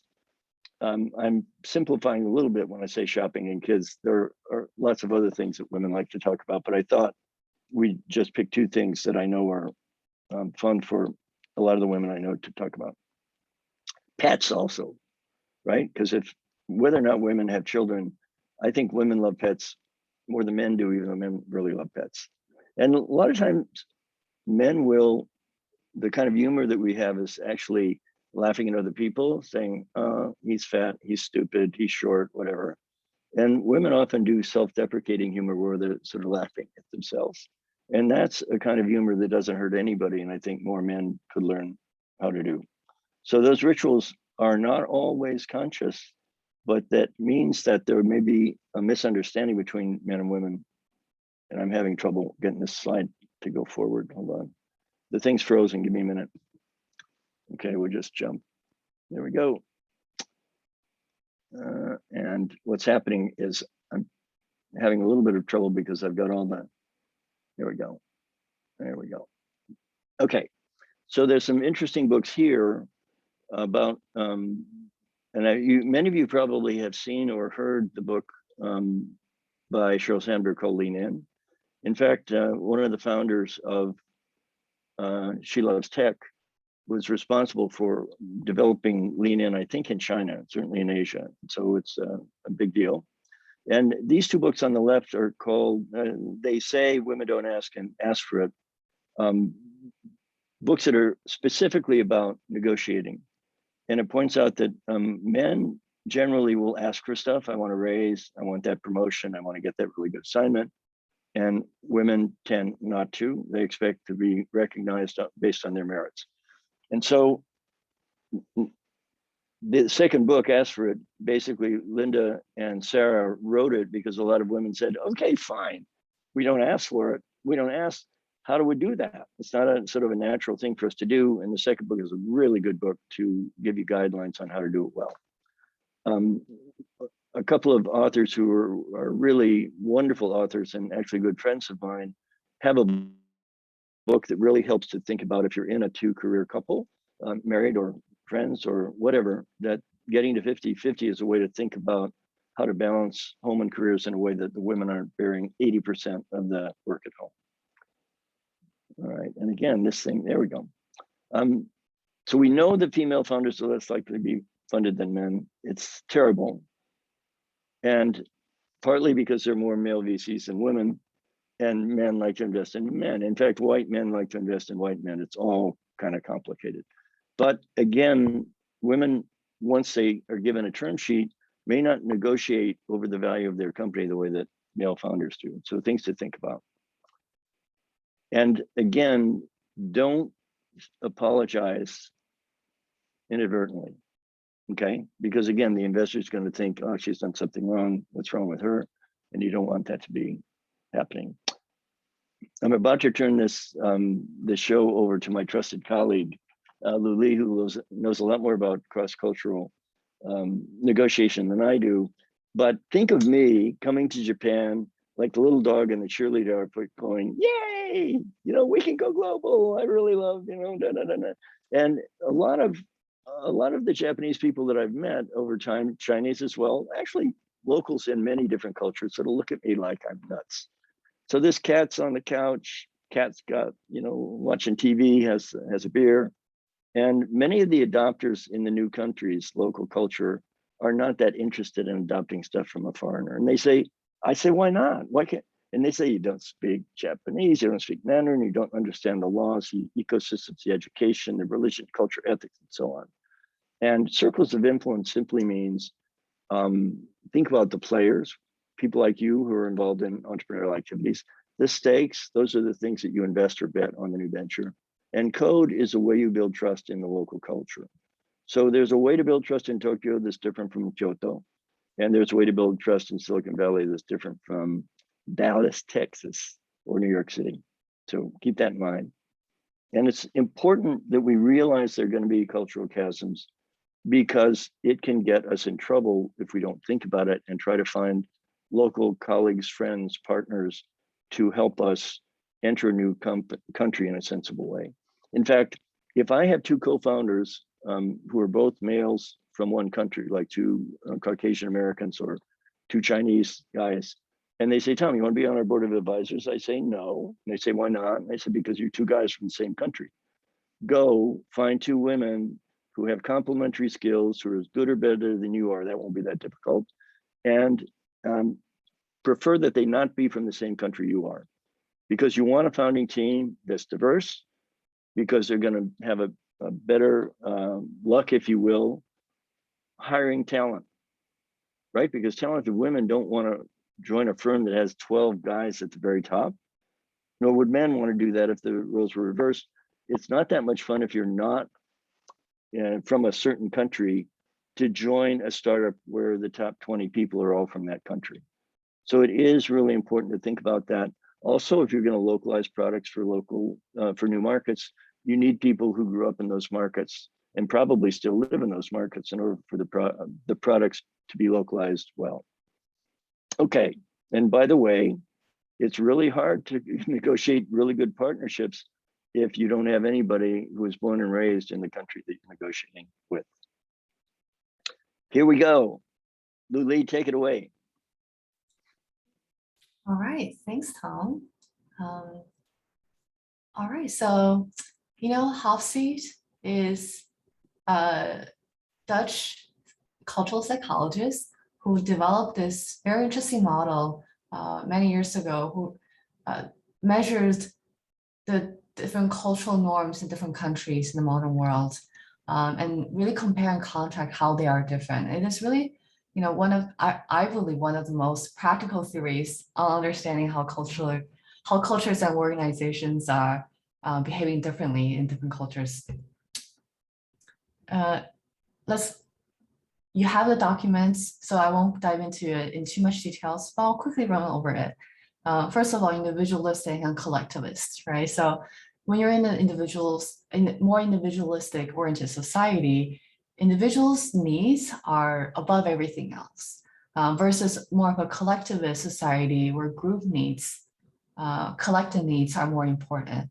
Loyalty to the group is something that people are very proud of, and is something that people really value. Second of all, a masculine and feminine differences in societies. In a masculine society, rules are very different between men and women. And these are more prevalent in Japan, China, more Asian countries. And in these places, these more male-oriented societies, whose voice is being heard more and more respected, tend to be more male, right? Which means that as a female professional operating in these societies, we need to have more of that awareness and approach, a different approach in navigating through that space. Third of all, uncertainty avoidance.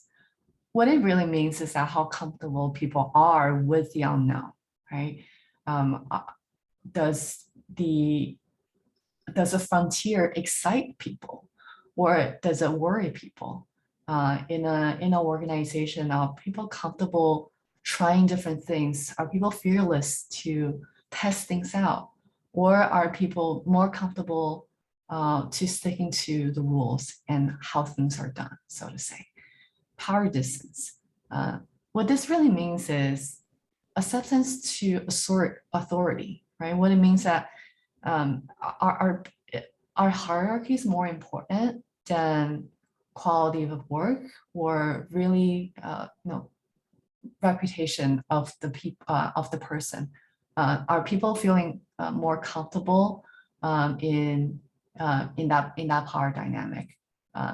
Decision makers are the ones who may not be the closest to the project, but who are the people who are more senior in that social ladder or organizational ladder.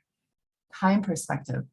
This is really more about whether this society or an organization is more planning for the future or building that trust, taking the time to do so, versus an organization or more of a society leaning towards optimizing for speed and quick wins.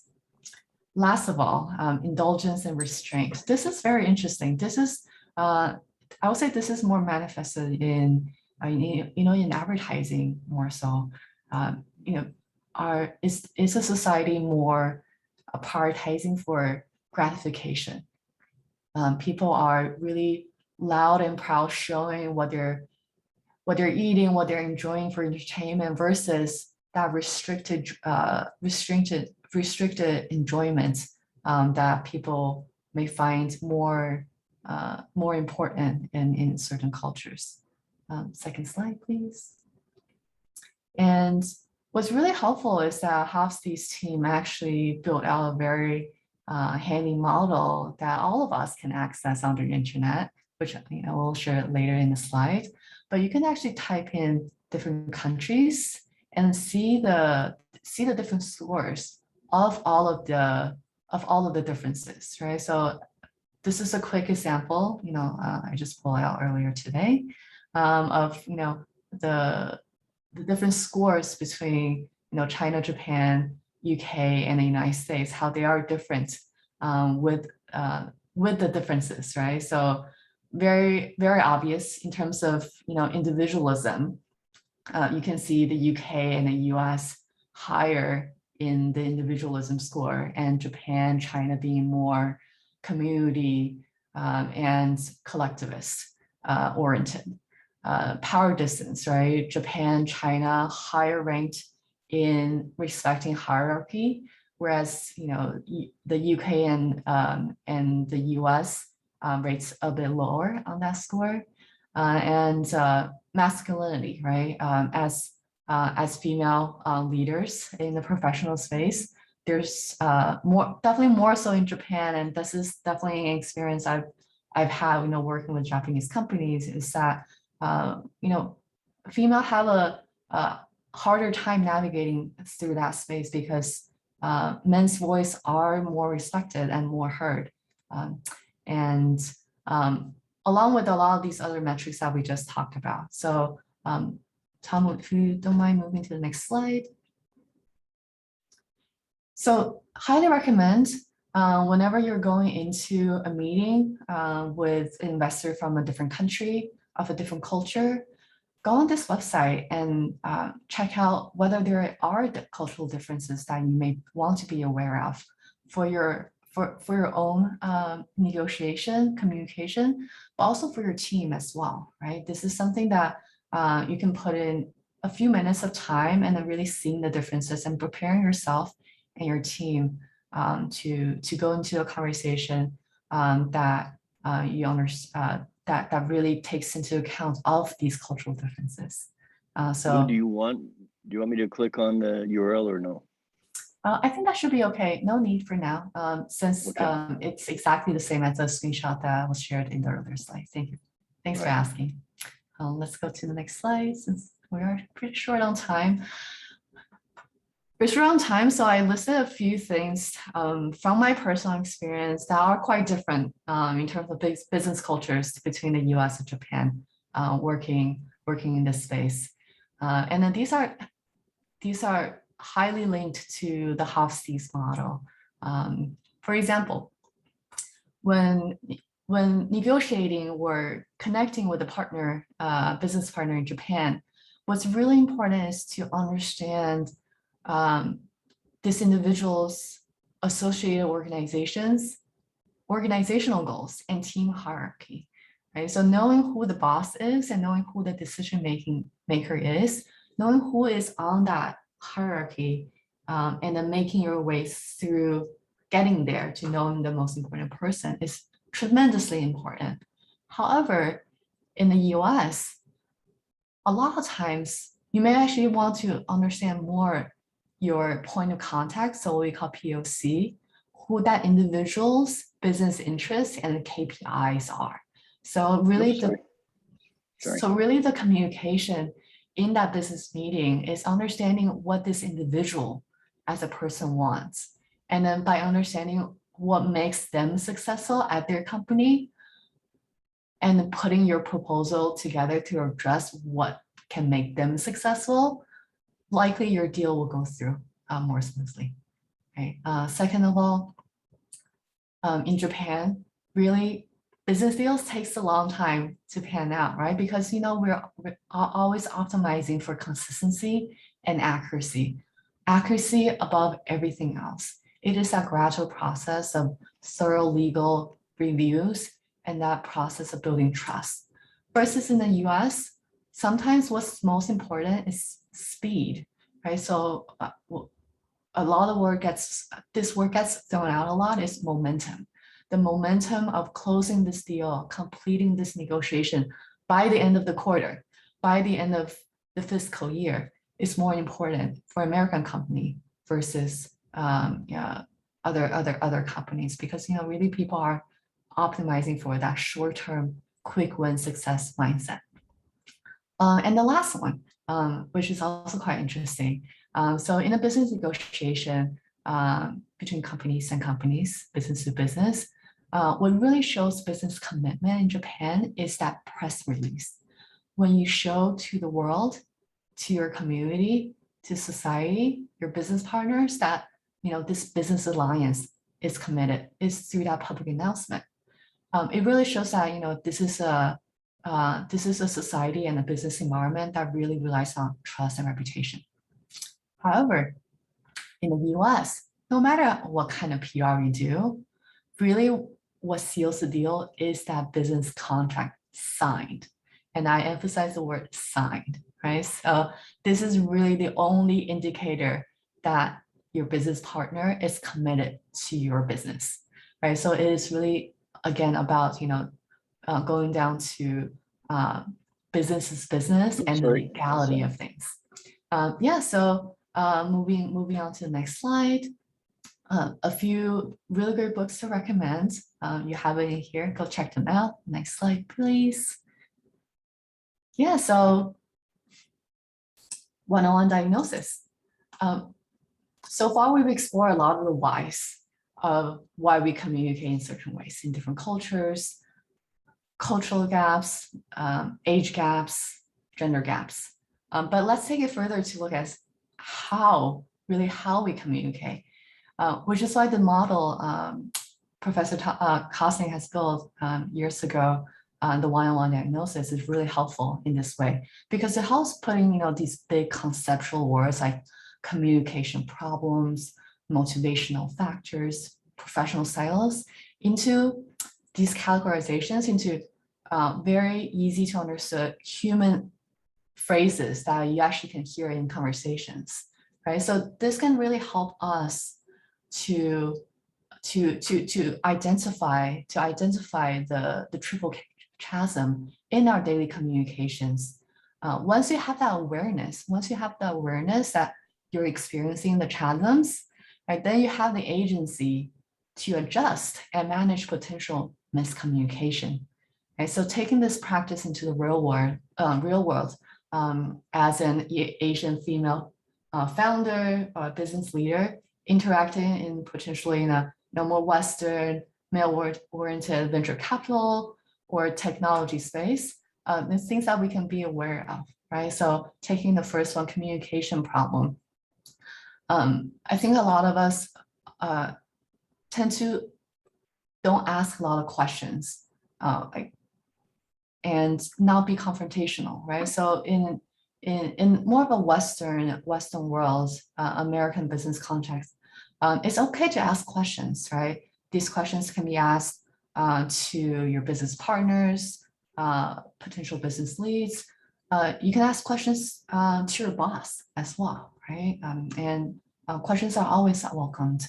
And it's also okay to express concerns in your communication, right? It is okay to voice a different opinion.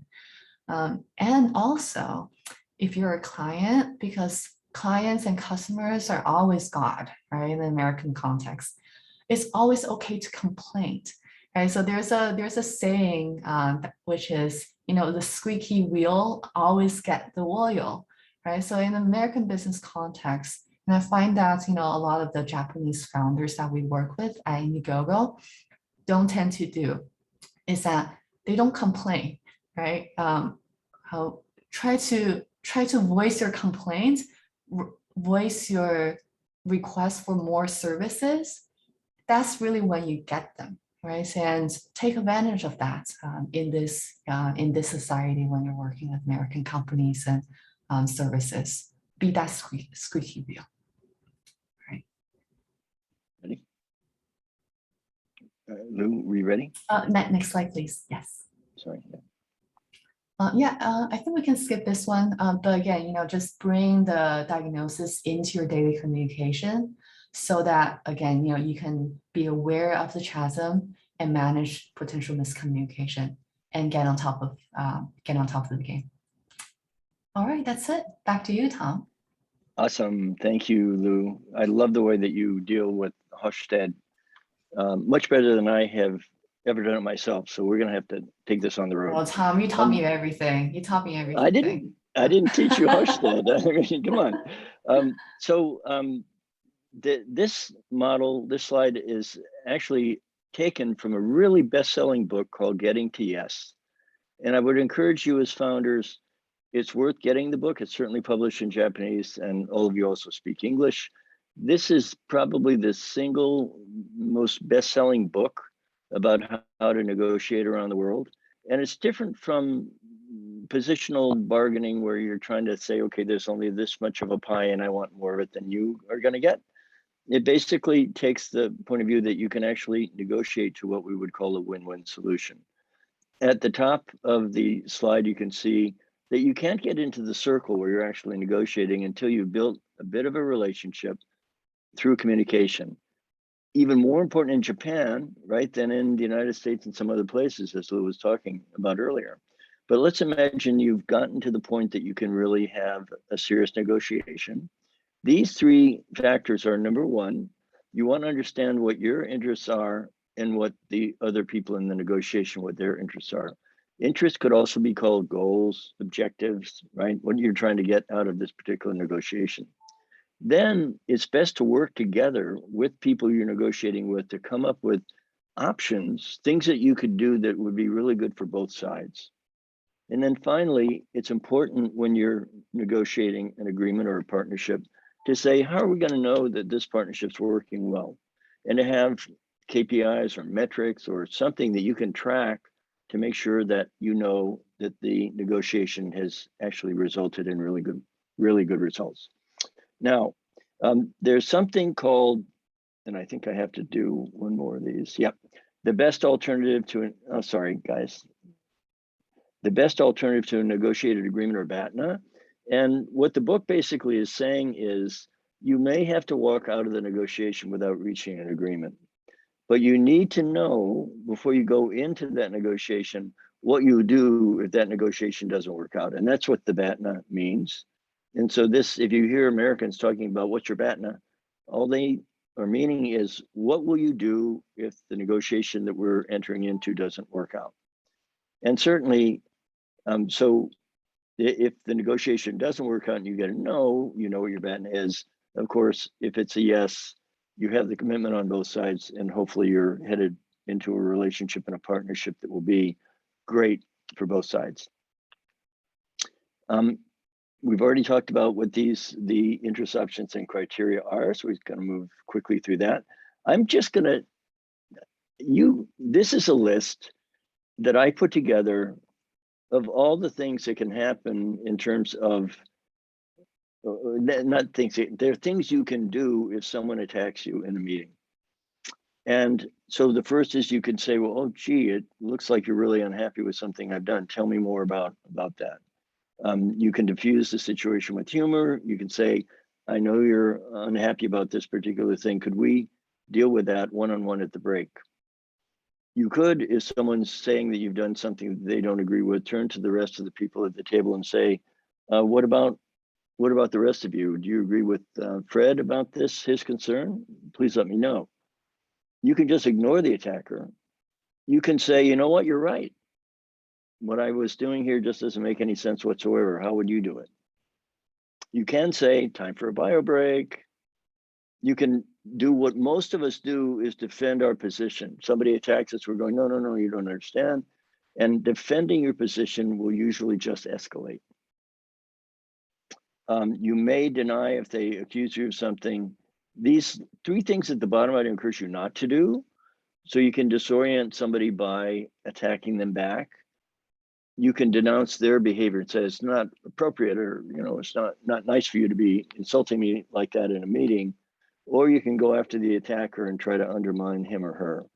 An example of discrediting would be someone attacks me and I'm going, oh, really? What university did you graduate from? And what was your class standing? And your company, it's not number 1 in its industry. As best I can tell, you're like number 17. Why is it that you're so critical of me when you haven't really got much to say for yourself, given who you are, where you've been, what company you're working for? I'm going to give just one example of being attacked. True story.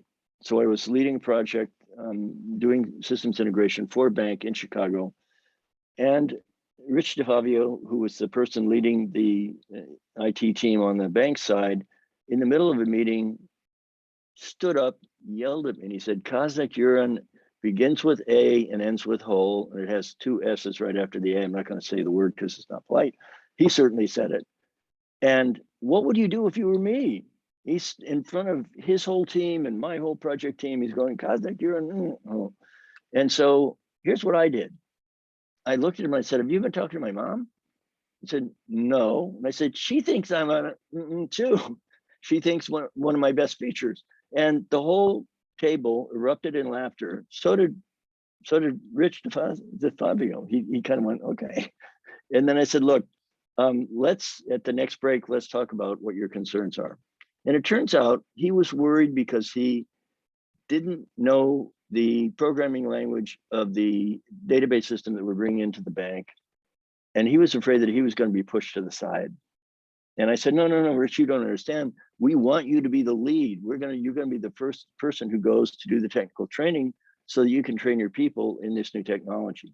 And then he realized that the innovation wasn't a threat. It was actually a way for him to learn new things, build credibility, and gain promotions and raises in the company.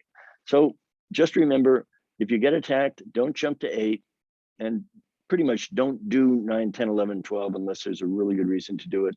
Stay in 1 through 7. Now, we've done it all. I think the key thing is the Hofstede model is really important. And I do like one-to-one diagnosis, especially the way Lou explained it. So you've got 4 tools, very practical. And if you're trying to negotiate across that triple chasm, you've got tools that'll help you get there. All of you will get a copy of this PowerPoint presentation or PDF. And if you have questions about it, I would encourage you, if you use LinkedIn, to link to Lou and myself on LinkedIn, and you can ask us there. We both use WeChat and WhatsApp. I imagine in Japan you're not using WeChat, but there are easy ways to get in touch with us. Don't email me because I won't see it. So WhatsApp or LinkedIn is a way to get things started. So we got time for questions. We got about 8 minutes, and I'd like to know if anybody has any. And in fact, let me get out of the share screen so that we can all see each other. There we go. Questions, comments, insults, anything.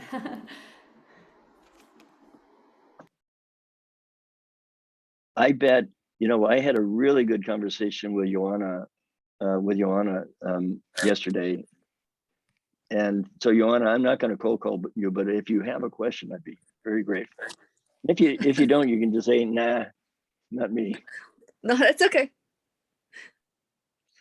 So actually, I do have a question, and it's more tangential a little bit. I mean, I really appreciate you going over this description There is also a very good book. It's called Generations. I guess you're aware of it. I think it has great statistics. No?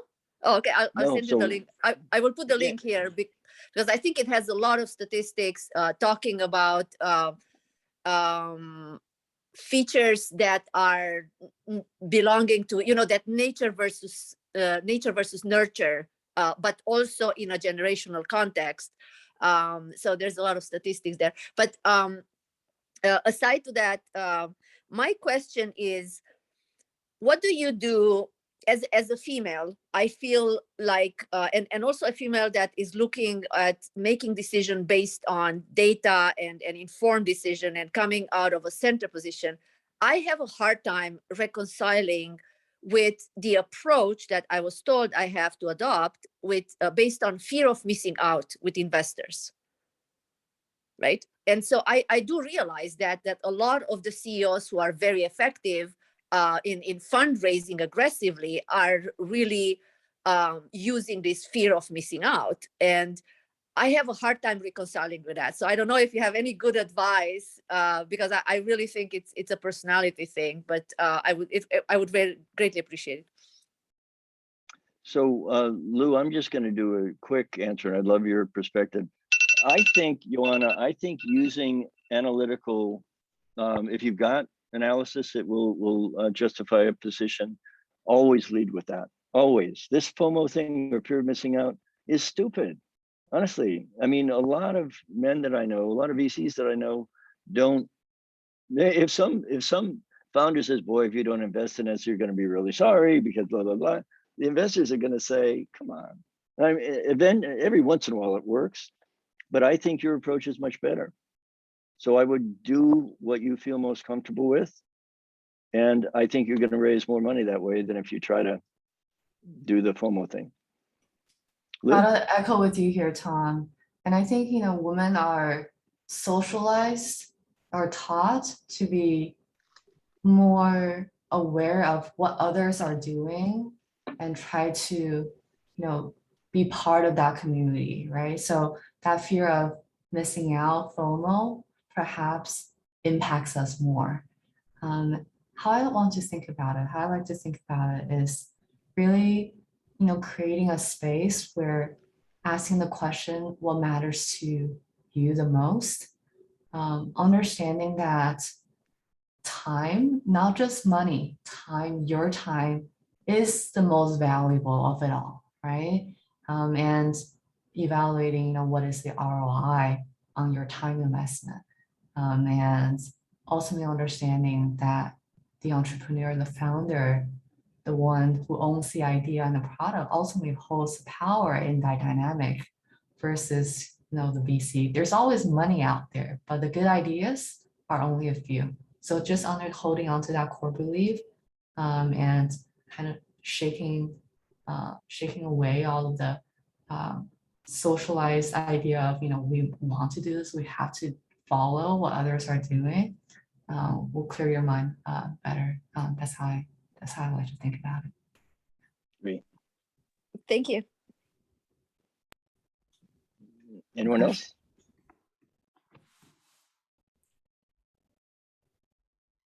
Thank you, Tom and Luli. Really appreciate your contributions today at SheLovesTech Japan. There's some great insights here that I'm sure everyone will take forward, and everybody will share the slide deck in your work pilot so you've got it accessible. If you need to reach out to Tom or Luli, obviously you've got their LinkedIn, and if you want to drop any other contact details in the session, they'll be at the end of the slide deck that they share. And Lisa, where would you like us to put the most current version of the deck so you can share it? Yeah, just share with me and I'll upload it to the work pilot so I don't have to hassle you with that. Perfect. Thanks. Thank you all. No It was worries. a pleasure.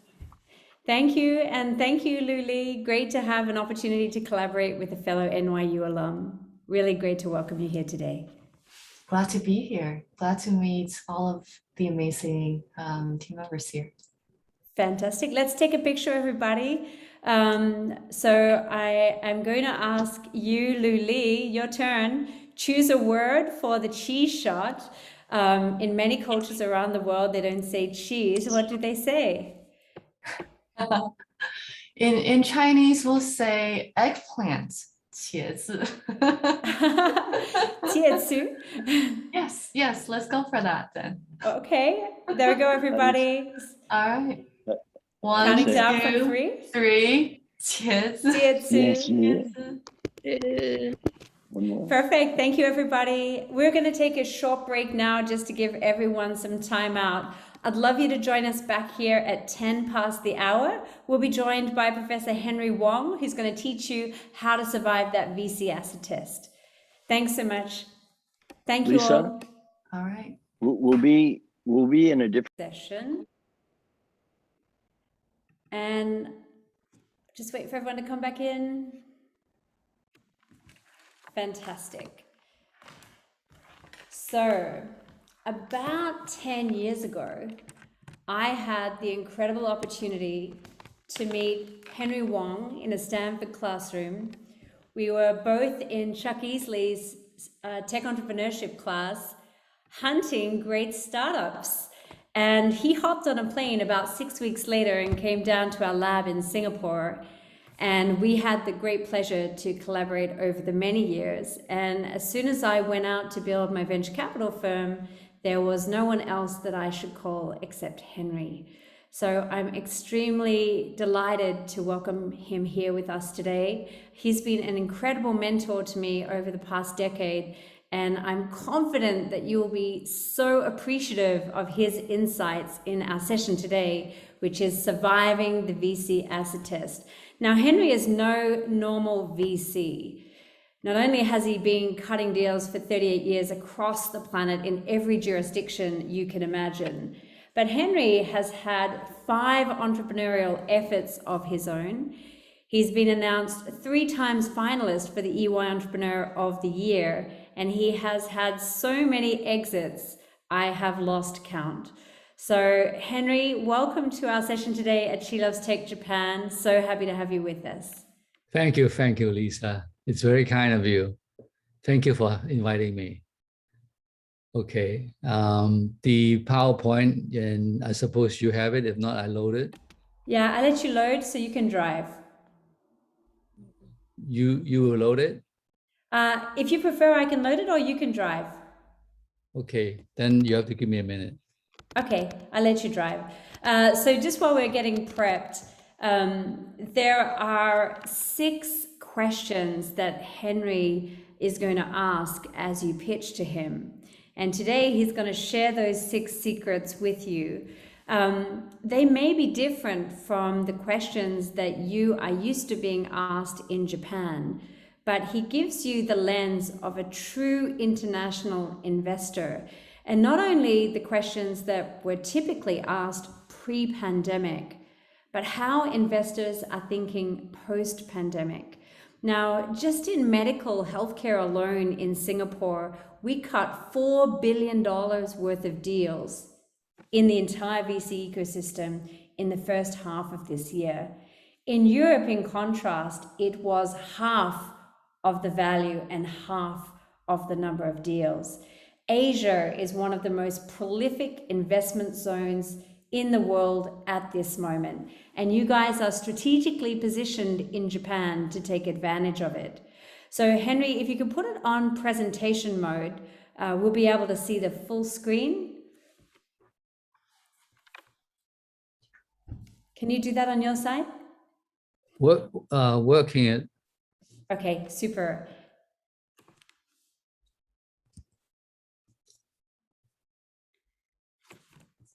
And then I'm going to hand the floor back to you. Before we start, while Henry's getting it into presentation mode, is there any big questions that you would like Henry to answer in this session? Your chance to ask a top VC your most burning question that you just wish you knew the answer to. You can drop them in the chat if you prefer.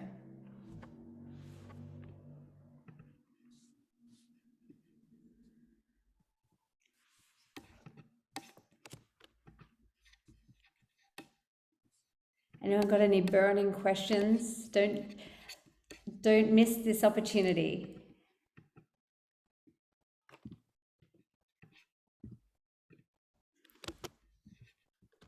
Okay, Henry, I think the floor is yours. Almost there.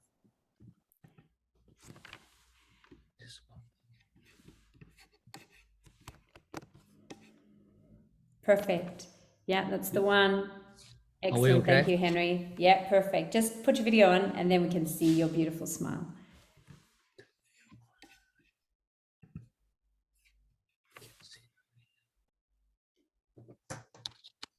Not the easiest to navigate, is it? There you go. Maybe just click the button that I just sent to you.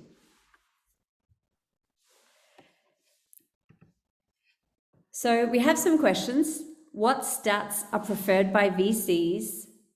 Why is it so hard to get VCs to invest? And what are the focus points on traction that need to be focused?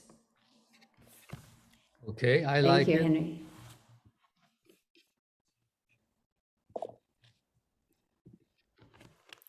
All right.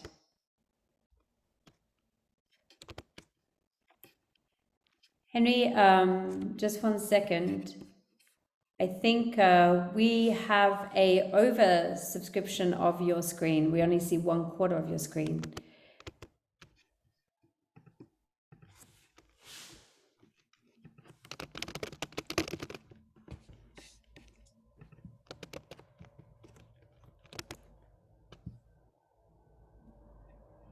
Almost there, guys. Perhaps you'll start, Henry. I'll fix the presentation and I can share from my side. Would that be better?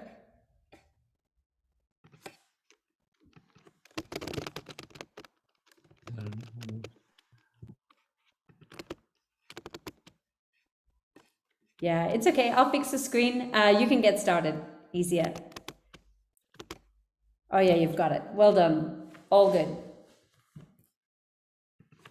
Take it away, Henry. Thank you. Apologize for those minor technical difficulties. It's actually good evening, around 11 p.m. here in Silicon Valley, sunny California. So how are you guys doing? We are fine, great. Cool. Many a time you have heard about the elevator spiel pitch session. It was very popular a dozen years ago. Now we are even more popular because of the Zoom. And sometimes you have a back-to-back Zoom call, and sometimes you even, I even have 3 Zoom calls over 2 hours. So let's talk about some real life story today.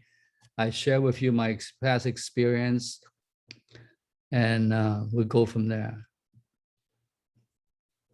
Last week, 2 weeks ago, I was at the YC demo day, which is Y Combinator. Guess how many minutes they give to each founder of the company startups to pitch? Guess how many minutes? The answer is 1. These founders practice a whole 6 months, and then they have to present in 1 minute their whole company's startup story, which is not easy. So what do you need to be inside that particular few words, that 1 page pitch deck, in order to be selected?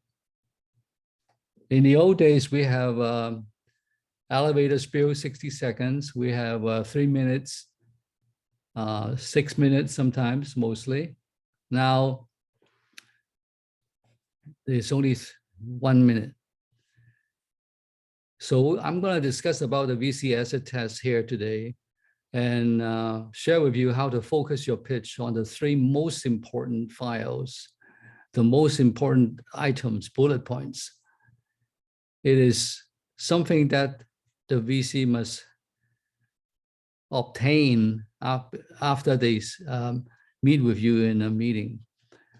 The investment business is all about statistics. So every week you're supposed to see 100 deals, choose 10, throw away 9, pick 1.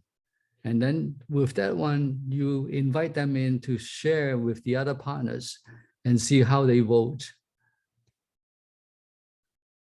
And that's how difficult it is sometimes. And by the way, the interviewing partner has no authority to pick a deal and say, we're going to choose this one and invest. They can only say, we're going to choose this one and invite them to come in and present. And that's what happened. With the pandemic and the COVID-19, the implication is huge. We are all under a time constraint. We couldn't go out and source deals. We couldn't go to networking, cocktail party, and so on. So we have to maximize every minute of our time. The secret sauce in a fresh start here is with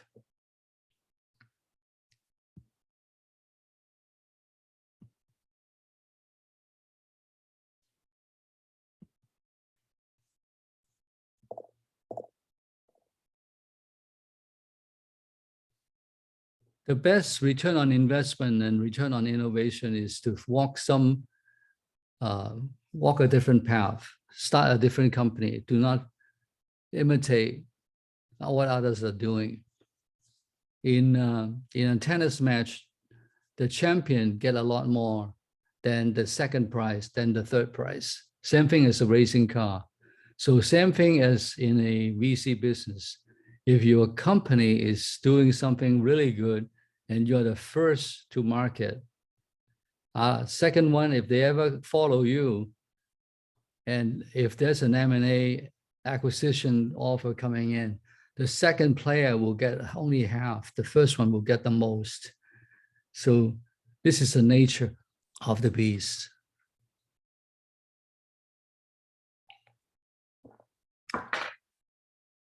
I've been in San Jose, Silicon Valley for the last 38 years. I'm a serial entrepreneur. I'll share with you a little bit about what I've done in a few slides. I'm a venture investor. Believe it or not, my first $25,000 check was 1982 when the IBM PC was released. So the story is that there's a couple sitting next to me saying that they have a removable drive. And I say, that's right. The IBM PC doesn't have a removable drive. They have a fixed drive. And then a removable will enable them to store more information. So I went to the office, went to the lab, take a look. I like it. So I put the money down and eventually they did good. I operated 5 different successful startups, and I'll cover all that in the next page. I believe in working hard, thinking hard, run fast, and work smart. Never touch the same paperwork twice. Yeah. My mission is to build a positive world to impact the better of mankind. If an entrepreneur come into the office and I ask him, why do you start this company? If they ever say that I come in for the money, I say, no, thank you. Because people like that, and I have examples, when they face a certain kind of difficulties, they would just give up and fled. I've seen people like that before.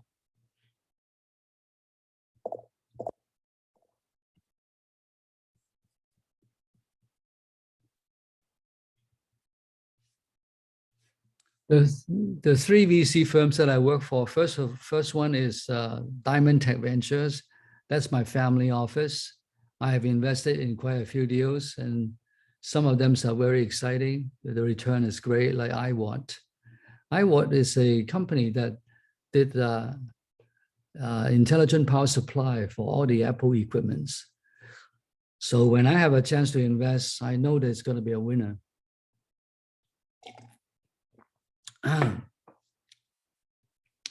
Garage Technology Ventures was founded by Guy Kawasaki, the evangelist to Steve Jobs. And in fact, Guy is a very happy man this week. One of the companies that he mentored, Canva, did a good round and raised 200 million, and then has a valuation of 40 billion. Have you seen those, that press release? Yeah, Australian company led by a woman. That's Miss Perkins, I believe. I forgot the Yeah, first name. Melanie. Yeah, it's pretty exciting. Other than Garage, I'm an operating partner of Crystal Internet Venture. Crystal Internet Venture was founded by the Taiwan President Lee. We had 250 million AUM, asset under management. All these are very good experience because Crystal Venture was a mixed investment between US, Taiwan, and China. And Garage is purely America because it's a CalBERS fund, California State Pension Fund. And then Diamond is an opportunistic fund. And I've done some very interesting deals too. But before I became a VC, full-time VC, I was a serial entrepreneur. Let's go from the bottom up. I think that's more sequential. Combinet was a company with focus in ISDN, Integrated Services Digital Network. The whole thing was at that time I was working for Wang Laboratories, and in order to access the internet, in those days it was AOL, American Online, and you have to put a coupler into a dial-up modem, and then from a dial-up modem you get onto online and get your emails. And it's so slow, and I cannot. I have no patience, so I can't stand it. I asked my buddy, I said, hey, what's going on? How come it's so slow? They said, you're using an analog modem. You need a digital one. I said, where can I buy one? Fry's Electronics? He said, no, it's not available yet. You're too fast. You're too early. I say, who makes that? Who would make that? They say, well, National Semiconductor has a chipset. So I just called up the guy and found the product manager. And his name was Gary Johnson. I'm sure it might be on the history book. He's quite famous because he founded S4, S3. And then I went up to see him. He said, here, he's the sample chip. And you have to write your own API, application program interface on it. So I went back to my company, asked a software engineer, and I say, can you help me? He said, okay. So that was pretty easy for him, but for me, it's like pulling teeth to write an API interface. And that was good. So Combinet was born. So I went up to see a lot of VC on Sand Hill Road. Back in those days, 1988, 89, there were not that many VC yet. There were more like 300 up and down Sand Hill Road and University Avenue. So everybody kind of say, very interesting. Show me later once you have a lead. I say, why do I need a lead investor? Why can't you guys just gang up together and fund me? Nobody would tell me reason why. Nobody. And finally, I met a gentleman called Tony Sun, and he's the managing director of Venrock, Rockefeller Venture West Coast office. So he was kind enough to show me the light. He said, Henry, it's not that your equipment, your company is no good. It's that you have never been a CEO, and VCs do not fund CEO in training. I say, what do you mean? So you have to learn from the guy that who had done it before, and you invite him to be the CEO, and you follow him as his assistant or as his VP. So you learn everything you can. And one day when he's gone or he's sidestep or whatever happened, you will shoe right in because you're the most appropriate person. And that turned out to be true.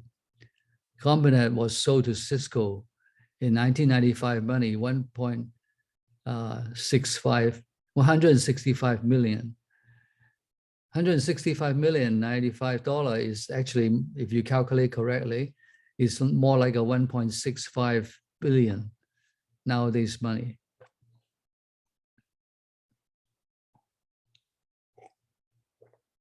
From Combinet, I exited into a CNET technology. CNET is a Ethernet company, 10/100 megabit per second. You must be laughing. 10 megabit, that's a joke. Yes, of course, that was way back then. And company went public in Taiwan with the help of the Taiwan president. And then I started Shakti. Shakti is a gigabit Ethernet networking processor company.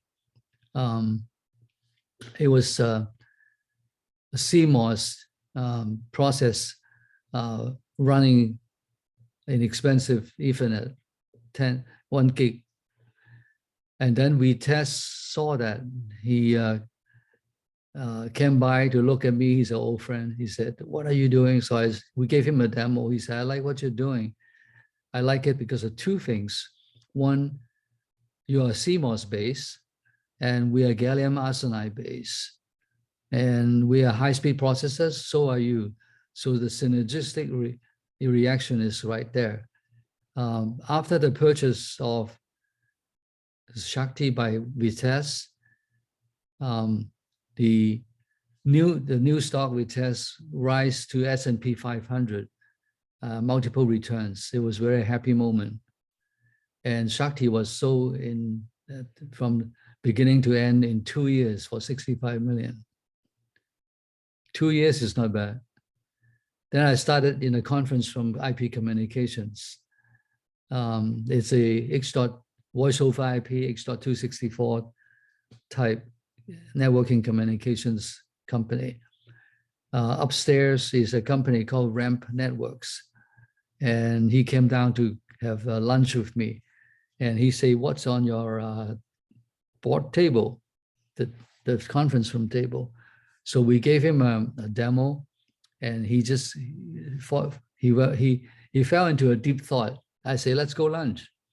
After lunch, he came back and said, "I like what you guys are doing." And then over the weekend, on a Sunday afternoon, the Rockefeller Venture, Tony's son called me and said, "Henry, we like your company. I want to buy it." I said, "No, you can't buy it. I just started it." He said, "Well, whatever. I want to talk to you. So come to my office on Monday." So IP Communication was sold over lunch. Continuously, I started SS8 networks. Anybody know SS7, PSTN? SS7 is a public switch telephone network protocol. It's for telco use, for telephone company. And SS8 is a very difficult subject because in order to find SS7 engineers with an IP hat on, it is rare. But lucky me, I was in Ottawa, had a lunch with a friend of mine, and he said, "Well, the SS7 division is right here in Ottawa. We have more than 250 employees in that particular division. And Nortel is not doing well, non-telecom, Nortel." So he said, "Why don't you talk to our team?" So I interview everybody, hire half of them, hire 120 of them. And Nortel had a heart attack. SS8 was doing well, and it merged with ADC Telecom. ADC Telecom was in a fast expansion mode. They were building, in those days, a unicorn, billion-dollar company. And they have to start buying people. And at the right time, at the right place, SSA was consumed. All these experience and the flexibility of knowing the business and the people in the industry, thanks to 4 multinational corporations teaching, I have been well educated by Unisys Burroughs, IBM Rome, Digital Equipment, which became Compaq, and Wang Laboratories. So without this education, I couldn't have done what I did. So thanks to the Fortune 100. 3 government agency appointed me advisory role, which is Singapore, the iStartup program with our friend Jimmy Wong. And it was funded by the Singapore Spring government. Anybody from Singapore here? Yep. And the South Korean KIC Culture office appointed me an advisor to the Innovation Center in San Jose. In Hong Kong, I was born in Hong Kong, by the way. That was a long time ago. Invotech assigned me as the advisor to the Hong Kong high-tech market. Ernst & Young, USA Today, and has Entrepreneur of the Year award, and they honor me with the achievement as the finalist. I was educated in University of Utah. Anybody heard of Utah? Salt Lake City, Utah, anybody from there? I got my Bachelor of Science there. And then I went down to San Francisco Golden Gate University to do my MBA with focus in telecom. In Stanford, I work as a mentor to the MBA program and the MS&E program, Management Science and Engineering programs, with focus into technology entrepreneur. I'm a professor in MBA class in Sophia University, Palo Alto, with focus also in technology entrepreneurship.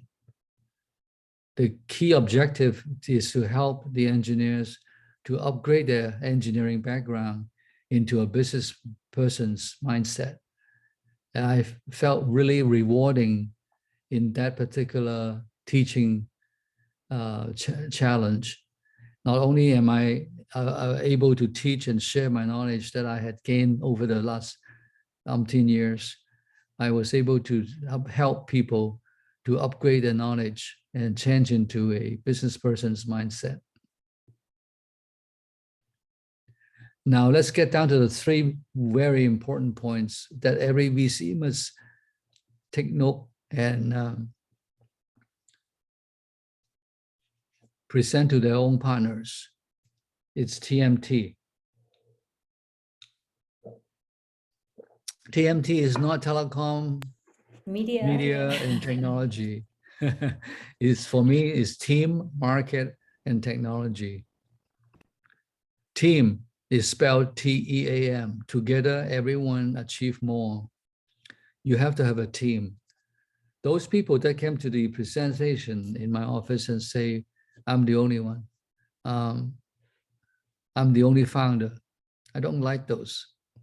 What if something happened to them? Where am I going to find a secret sauce? Right? So it's always important to have a team who can share the load and understand what they are building. The founding team is very important. And the DNA of the team, how can they scale? If they're going to add a lot more personnel, a lot more bodies, then scale the company, the team has to scale with the right DNA. Hiring the wrong person is detrimental. I have one example is that I'm so kind-hearted, I didn't want to fire the guy. And he is so negative. One bad apple ruined the whole bushel. And the key is I was following the rules, you know, 1 verbal, 2 verbal, 3 written, boom, you're gone. But it's too late. It was over 3-4 weeks. And he already done damage to the bullpen of the cubicles of the employees. It was pretty hardcore lessons that I learned. Success is a team sport. Everybody gotta be marching in the same directions.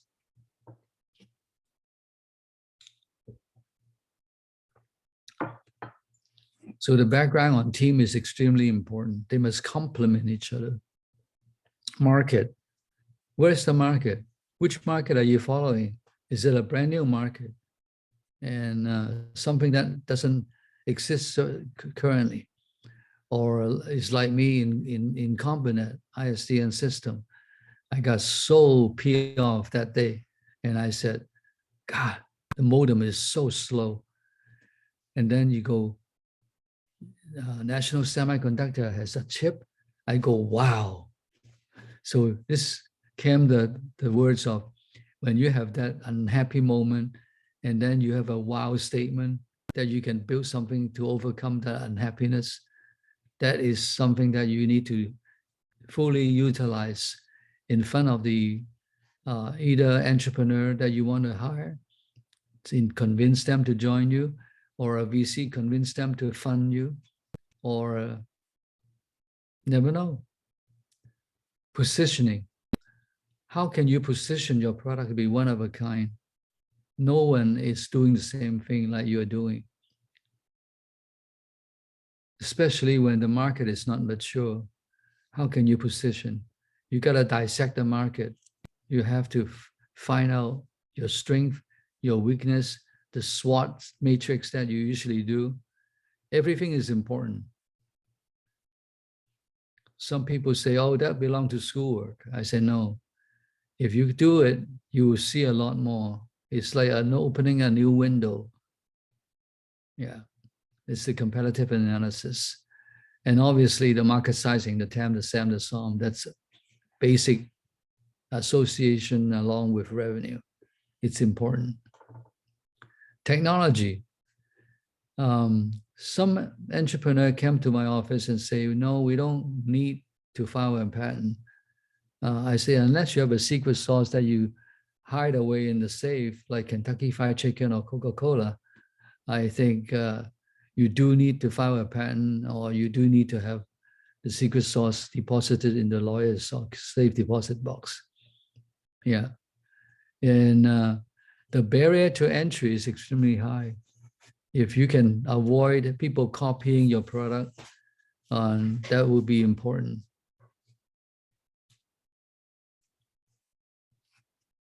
We have some very good patent attorneys in Silicon Valley. One of the company that I started, Shakti Semiconductor, we thought we only have one patent, but the patent lawyer came to my office. He took out a roll of paper, like those in a restaurant that I see nowadays. He rolled the paper real wide. He put a pencil in the middle of the table. He pointed a dot and say, we start here. I said, what? He said, tell me what this is all about. Tell me about your technology. Tell me about the patent that you think you want to file. And when I start talking, when he start talking, when my other colleagues start talking, he soon filled up the whole table, that roll of paper with patent. It turned out that he filed 5 and have another 10 pending. It's incredible what a good lawyer can do. So remember now, TMT, this is very important. If you can walk into a cocktail party, a networking event, and in front of you, lo and behold, is the VCs that you have been waiting to meet and work with or get funding from. If he can remember what you said, this is the 3 items that you must relate to. Please remember this, TMT. Team, got the right DNA and we can scale. Market, what can you do? Wow, you can do that. You can accelerate the speed from 10 megabit to 100 to 1 gig. Yeah, and the market is what, $17 billion strong in 2 years? My golly. And not last but not least, technology, the barrier to entry. What can you do that people cannot copy you? And that's important. Next page. Now, you must be saying that that's enough, only 3 points. If I only have 1 minute, 60-second elevator spew. So if you have more time, you have to say, we have obtained a $100 million order, back order, with LOI, letter of intent. So you can say, okay, so you have LOI, we have pending POs, purchase orders, and who are these customers? What are their profiles? Are they small, medium-sized business? Are they Gen Z who buy a lot? Are they singles? Are they students? What do they do? Who are they? How do you define your customers?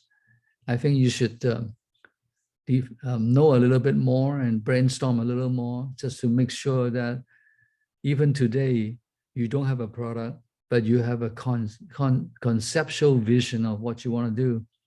So if you are selling to small, medium-sized business, how would you go knock on their door? How are you going to isolate these customers? How are you going to find them? That's important. Another point is connections. I don't want to use the word old boys network. Don't want to use the word old girls network. That's not appropriate. But it is the Quan Si in Mandarin. It's a connection. Who do you know? Who knows you? And the best way is to secure the great professional services. They are your lawyers. They are powerful in town. Auditors, like a Deloitte and Touche or Ernst & Young, or these are all great people. Bankers would look at you and say, one, I'm going to make money off you when I raise money for you. Two, I'm going to make money on you when I sell your company. So it's good to know them ahead of time, so you can bounce ideas off them and ask them questions. Yeah, you springboard yourself into the marketplace. And if you're just in town, you say barely come in town to San Jose or Palo Alto per se, you should be able to do and attend more networking events. There's a lot of events going on in Silicon Valley. And the more events that you go to, the more people will know what you're doing and they will give you suggestions. People are pretty kind here, I think. Yeah. And if you are technically oriented, you should become a keynote speaker. I will make that happen for you because I'm the chairman of CSPA, California Software Professional Association. I have 5,000 members. If you want to talk about a certain subject, I can broadcast to all my members and they will listen to you. Right now it's virtual, but sometimes it's actually in live. Just a couple of months ago, the speaker that I invited was Scott McNally, Sun Microsystem co-founder, and Steve Wesley, the Secretary of Finance in the state of California a while back. So those are the category of people that I invite. There are some other things that are necessary to be successful. Sometimes you can't do it all, but if you have a chance and you don't feel sleepy, if you go to an event, a networking event, and then if you can get home early, you should send a thank you email to the people that you met. It's the same night thank you email after the event. People remember you a lot easier to remember you. When you meet someone in an event, you shake hand, he can only remember 50% of you once he turns his head. Over the weekend, he will probably get it down to 10%. So how can you get someone to remember you? A dozen years ago, I used to wear a bow tie. I know, and nobody wears a tie nowadays. But a while back, I used to wear a bow tie. People recognize me right away. Now I have a handkerchief. Financial, that's a trick question. 5-year revenue projection. Obviously, you say, well, we haven't even tested the market yet. How can I give you a revenue projection? Well, you should. Whatever methods that you can find out, you can use, you should find a 5-year revenue projection. You can use some of the growth percentage in other business, as long as they are in the same category, and you can use that. And that's also a trick question, break-even point. How many years does it take? When's break-even? You have to know your stuff. I was coaching a CEO of a cybersecurity company in Toronto last week, and I asked him when it's a break-even point. He go, I say, and how about what's your burn rate? He stuttered. So I said, you better learn something. No stuttering. You're not certain about your business, you won't get funding. You have to be absolutely flamboyant, flaming, and say, I know exactly when my break-even point is. Right here, 2.5 years. Yeah. If you have such a good story to tell and you are the founder of a startup company, what is your grand vision? What? You can ask yourself right now. Maybe you are not in a startup, maybe you are in a professional services. Still, what is your grand vision? What exactly are you looking for out of this career job in this transition? And what are you going to do differently when the pandemic is over? And you need to find out. You need to do some soul searching.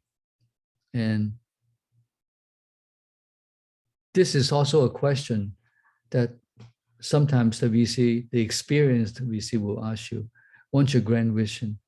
What are you going to do in the future when you have a successful company and you exit it?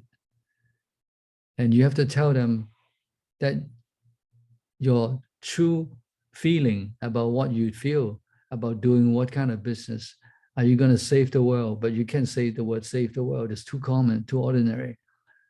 Are you going to do something like finding a life science solve the problem of COVID? Something like that. Or you share a story about your family being sick, and that would be something meaningful, and it's true. Tell the truth, it means 1,000 words. Okay, I'm going to answer some questions. I see that there are 13 questions up there in the chat box. Henry, maybe I can run a Q&A style with you just to keep it energized. So why Yes, don't I please. start with the first one? So the first question that we had at the start of this session, just one second, we had quite a few. What if we apply for a patent in Japan, but it doesn't work in India? What do we have to do? That's out of my jurisdiction, but it happens. Sometimes different country has different filing rules. So if you are a company out of Japan, I'm sure they have global lawyers that may be able to help you with the different laws of a different other country. In Palo Alto, we have some big law firms, and they certainly can give you suggestions on which Japan lawyer to go to and which Indian lawyer to go to. Fantastic. I think Tom has a short list of all of the lawyers that are international. Tom, so we might share that slide that you gave us of all the different international lawyers. Henry, the next question, why is it so hard to get VCs to invest? Why won't they give me their money? First of all, for one VC to invest in you, it takes the rest of the partnership to vote yes on this particular deal. It is not $1 versus 1 billion that they invest in you. This is a LLP partnership, and they share the profit and obviously the loss. And there is only so much money inside the bucket. The faster you draw, and if you don't get back in a return, you don't get a new fund. And the way, say that this is $100 million fund, 40 million of that will be deployed right away after the closing of the fund. 40 Another 40 will be follow-on funding and so on. So the money is not easy. So there is no easy funding unless you have known the partnership for a long time. And this is the third time that you start a company and you have you have successfully exited 3 times, and that's a different ball game.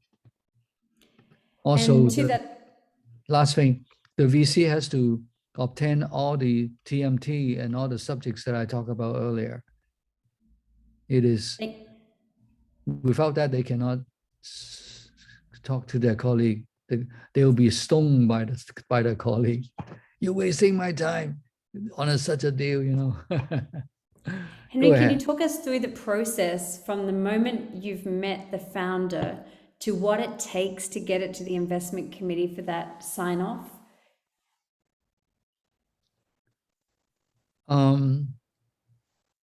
I have heard story of one day, but then obviously you know the person really well.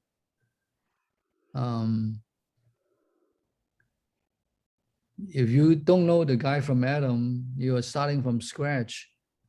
I suggest that you go find a lawyer, have the lawyer bring you in. I think that's a lot easier. A lawyer, I can't say that lawyers don't lie. But it's a lot more trustworthy for me to write a $1 to $5 million check to somebody I never met. Maybe tomorrow he just take off and flew back to his own country and never see him again. Right? And Henry, when an investor is writing the investment memo for the investment committee, what is the time from the moment the investment committee decides to do the deal to getting the capital in the bank? It's all case by case. If you have fulfilled all the requirements and all the fill in the blanks and all the TMT subjects and the 3 points and the break even and all those due diligence, it all depends on the time. I mean, if there's Thanksgiving in the middle, holiday, Christmas, and you can look at the delay. It all depends on the workload of the associate who did all the research, all the DD, and then for the partners to make a few phone calls to check and so on. I'd hate to say 3 months, but we all want our capital yesterday, but the fact of the matter is it doesn't work that way. It's important to build a relationship with the community. It's important to know the professional services people. It's important to gain trust. So people would say, yeah, Henry's going to be around for a long time. His family's all here. He got roots, you know, so that is what you need. Be a member of some professional services and get more involved in. Okay, that's it. All right, thanks, Henry. That's been fantastic. Thank you for sharing your VC acid test. Remember, ladies, it's TMT. Fantastic. And a headshot, if we don't mind, just to wrap up the session today, if everyone can turn on their videos. And Henry, when you say cheese in a photo, do you say cheese or do you say something else? I say cheese. All right, so Kyoko and Akiko-san, if you can turn on your video and join us, that would be fantastic.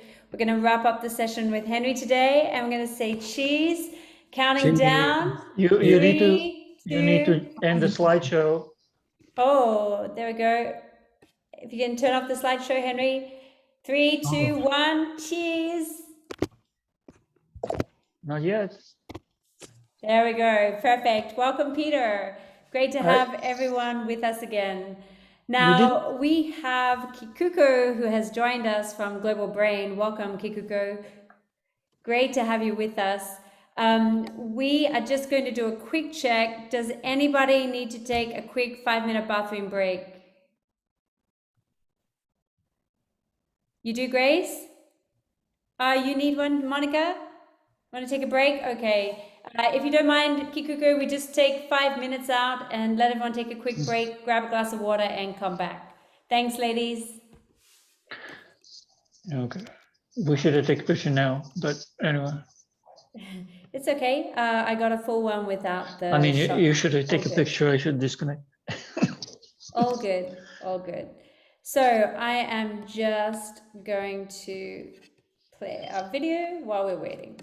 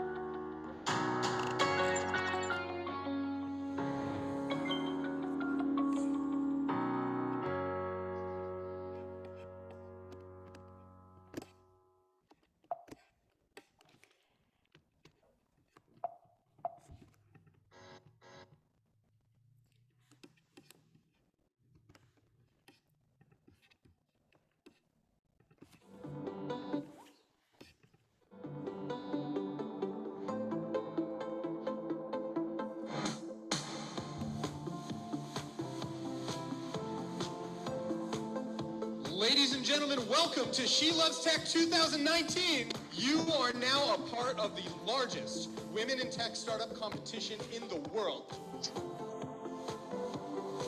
Over 80% of our 70,000 teachers are female, and I just feel fortunate that I'm working with them every day. Today, they are working on this innovative technology platform. The moms, now they feel so happy with this global teaching service that they're able to obtain on a VIP Kid platform. 在很多女性的创业者身上看到很多的闪光的地方，这是不是一个好的创业者？他其实是男性女性没有关系，也不要去贴这样的标签。每个时代都会有自己的创业模式，只不过它用不同的形式在。其实今天需要你不光是有自己一个 truly believe 的想法，有一个 vision， 你还得有 step by step 每件事情都做到对的这样的一个执行力。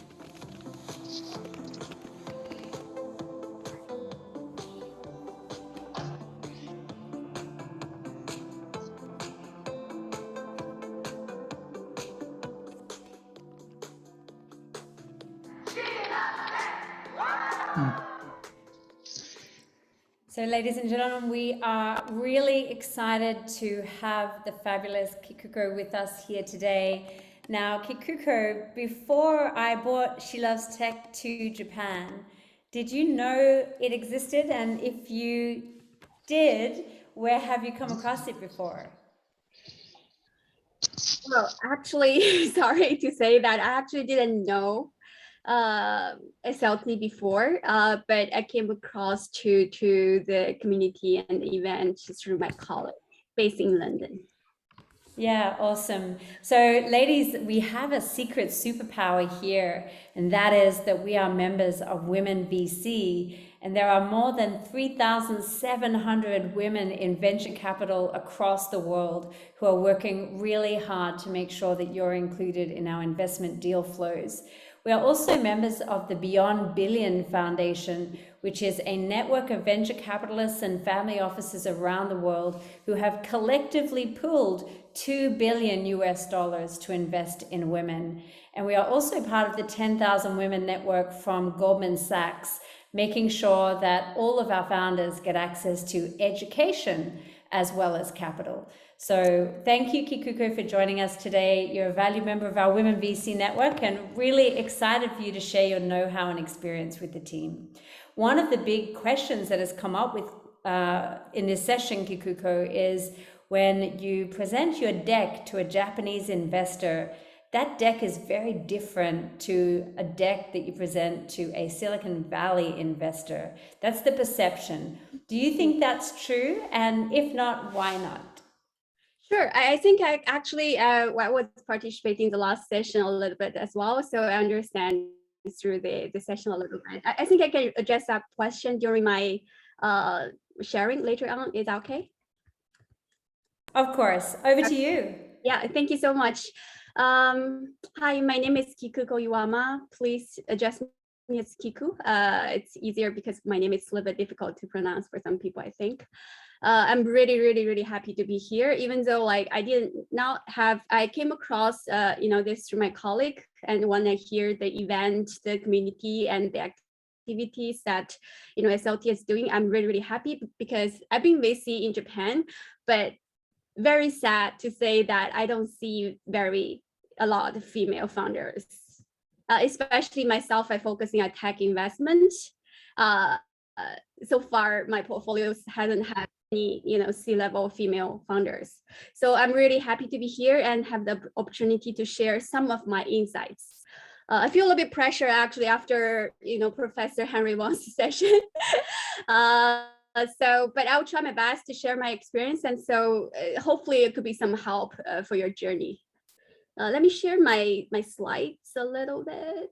Just 1 second, please. Coming. So let me make the full screen. 1 second, please. Okay, do you see my screen now? Okay, thank you. So before going into the session, I want to introduce my firm a little bit. I came from a VC called Global Brain. It's a Tokyo-based venture capital firm. We actually been around for like 20 years, or 20 plus years. They're actually one of the oldest in Japan. And right now we manage, I think 9 funds. We have the traditional, like, the VC funds focusing on returns. We also run actually quite a few corporate venture capital funds together with leading Japanese corporations. So I think that's some part I can share as well, because I think CVC activities is getting more and more in Japan as well, especially for tech investment. I think it's quite relevant.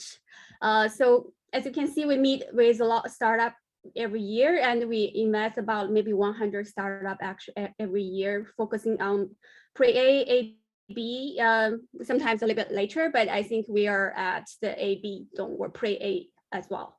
We do have offices in other countries like UK, Korea, Singapore, Indonesia. We're also trying to open up offices in China and India. So we also trying to build up a global network because there's interest companies everywhere. Actually, 40% of our investment are outside of Japan, and we're trying to help the startup to explore Japanese market or work with Japanese corporations. So that's the company itself. We are in Shibuya. So after the pandemic, welcome to come and join us. So a little bit about myself, actually. So it's a lot of pictures here. I graduated engineering students. I used to study aerospace system engineering, and for almost 6 years, then I decided like research is not for me. So I went to be engineering. Actually, started off in South America. Yes, Venezuela and Mexico for some years as like oil and gas engineer, wearing like hat and overall coverall and working in the platforms. And then went to MBA. The photo on the right, Mario, it was quite fun experience. And also, I think it's open sort of like a business world for me because I used to be a very engineering world. Later on, actually, I did my startup with one of my MBA alumni in Shanghai. Well, it didn't go well. For the details, I think, once we have the chance to meet, I can share. And later on, I joined an automotive company in Japan, actually, to work on new business like connected cars, autonomous driving, technology related. And then I moved to VC to focus. Actually, I have quite a passion on mobility itself. So my portfolio, so there's a little bit more, but this is a field that I showed here. A company like, Swap Mobility, which is on-demand car sharing. Yours is like autonomous driving, robotics, and Armabit is like a sensor for, for the smell, like you can digitalize how you smell. So those are some of the companies I've invested so far. So that's my past experience. Regarding the pitch itself, I think, so one question that at the very beginning that Lisa asked was, is there a huge difference? Personally, I don't feel there's a huge difference between Japan or the Silicon Valley, because we do meet with companies globally. And I think the setup is basically the same. It's the part that actually Professor mentioned before. I think I just organize in a different ways, but I think the base elements are quite similar. A few things that I want to address actually before is, I think there was a question is why it's hard to get investment from VC. There's a lot of reasons. Of course, there's, when you just start up, of course, there's like this business technology wise, market wise, but there's also the very let's say objective reasons, like, are you approaching the right VC? Because some VC are focusing on very early stage, some VC are focusing on very late stage. We know there's Venture Capital, they have a huge fund, like 800 million this year, so they have a lot of cash. But for a company with a very early stage, which means that when you have that much of fund, you probably don't invest in very small company because you cannot manage that many companies in your portfolios. So, try to choose the VCs that has invested in the similar stage that startup, which can make life a little bit easier, I feel. So I think most of VCs list up their portfolio on their website. Actually, you can go through their portfolios and check what domain, what industry they're investing, what stage of the company they're investing, and to see if it's a right fit for you. And also know if the company is a VC or CVC. CVC stands for corporate venture capital, which means like nowadays we know the famous ones like Sony, where we run actually corporate venture capital for KDDI, Kirin, or Yamato. Corporate venture capital fund has a little bit different intention other than VC. So most of VC focusing on returns, but CVC has a very strong interest on the business synergy itself. So, pitch to a VC or pitch to a CVC. I think the basic element are the same, but the focus point will shift a little bit. And the question they ask will shift a little bit. So VC probably gonna ask a lot of numbers, tractions, clients, and everything. But CVC will think, how this complement my current strategy or next 10 years strategy.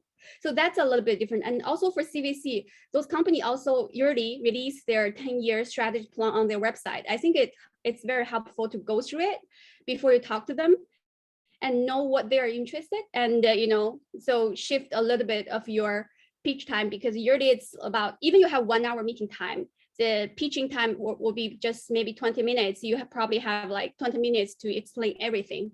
So, you need to focus a little bit on, what they want to hear actually.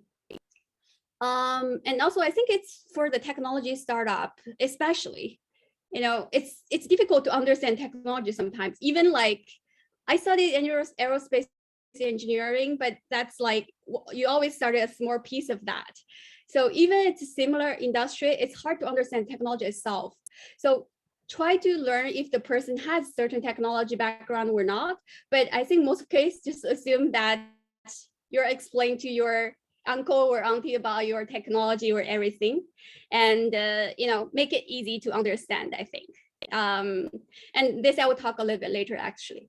And one more thing I think I want to put here is chemistry is actually important. It's quite like matchmaking sort of a process in a way. You meet a lot, but not all of them actually are good for you. Like it's a long journey. So once VC invested in the company, we're probably gonna have to be a team for like 5, 6, 7 years until you exit or do something else.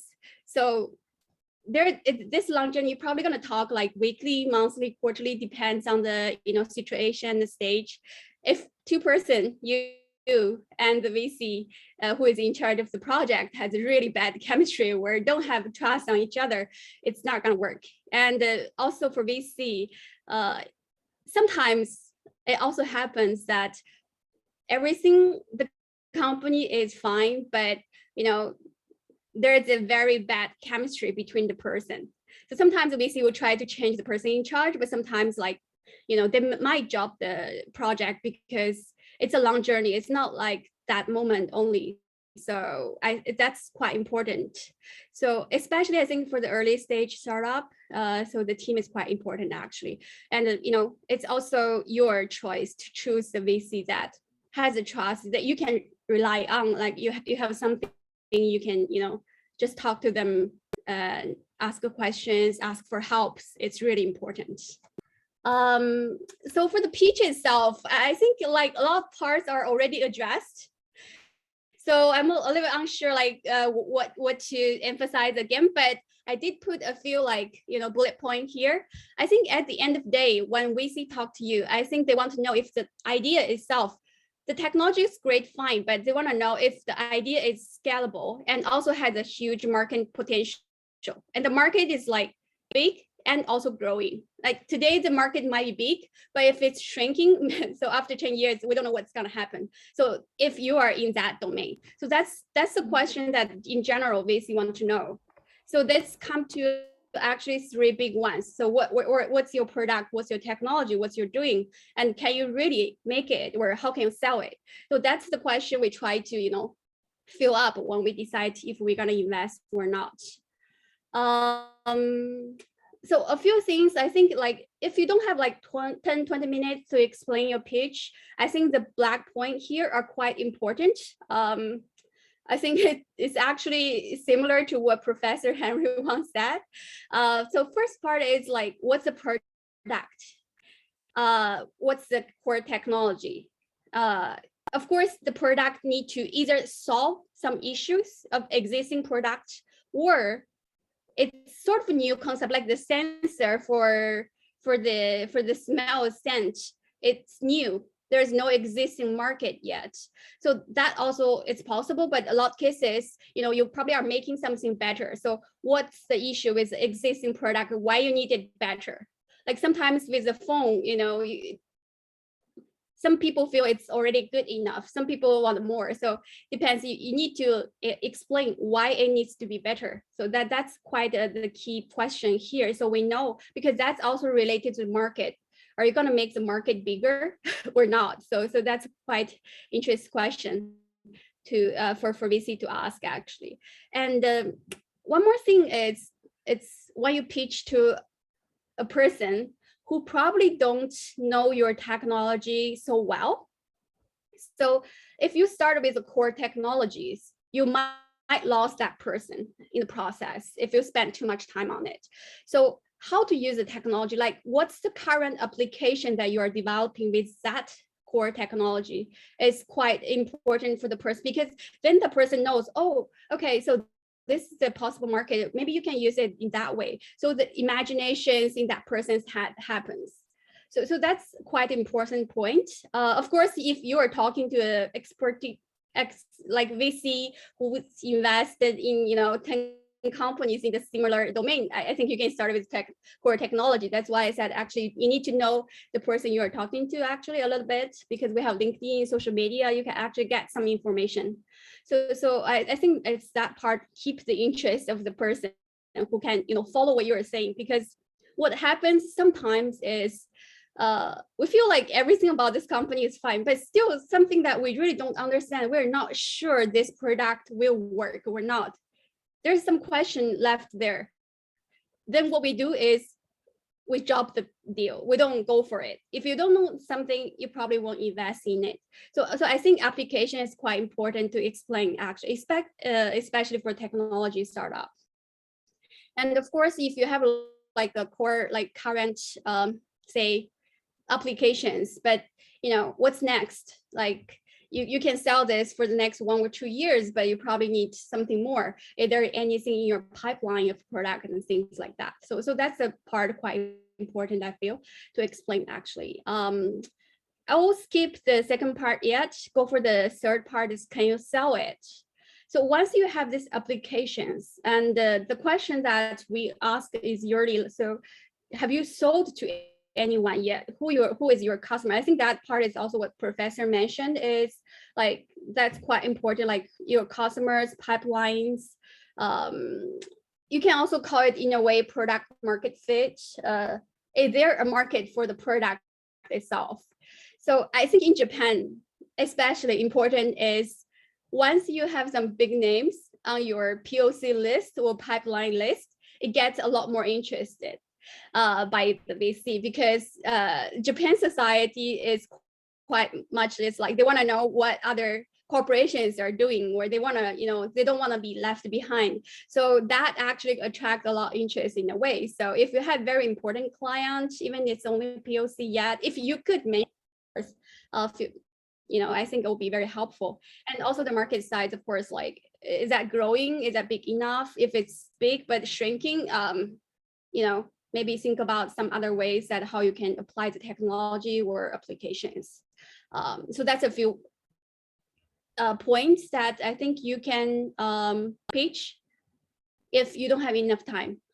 So of course, if I have like 10 or 20 minutes, I think, after explain what is your product and how you can sell it, and then like other part come in as well, like, so can you produce it? Can you produce it in a way which the unit economics makes sense? Do you have the right team members, or do you own the IPs, or do you have someone have a different skill set? And so all these questions, like how long is the payback time? Like we had companies whose payback time is like 10 years.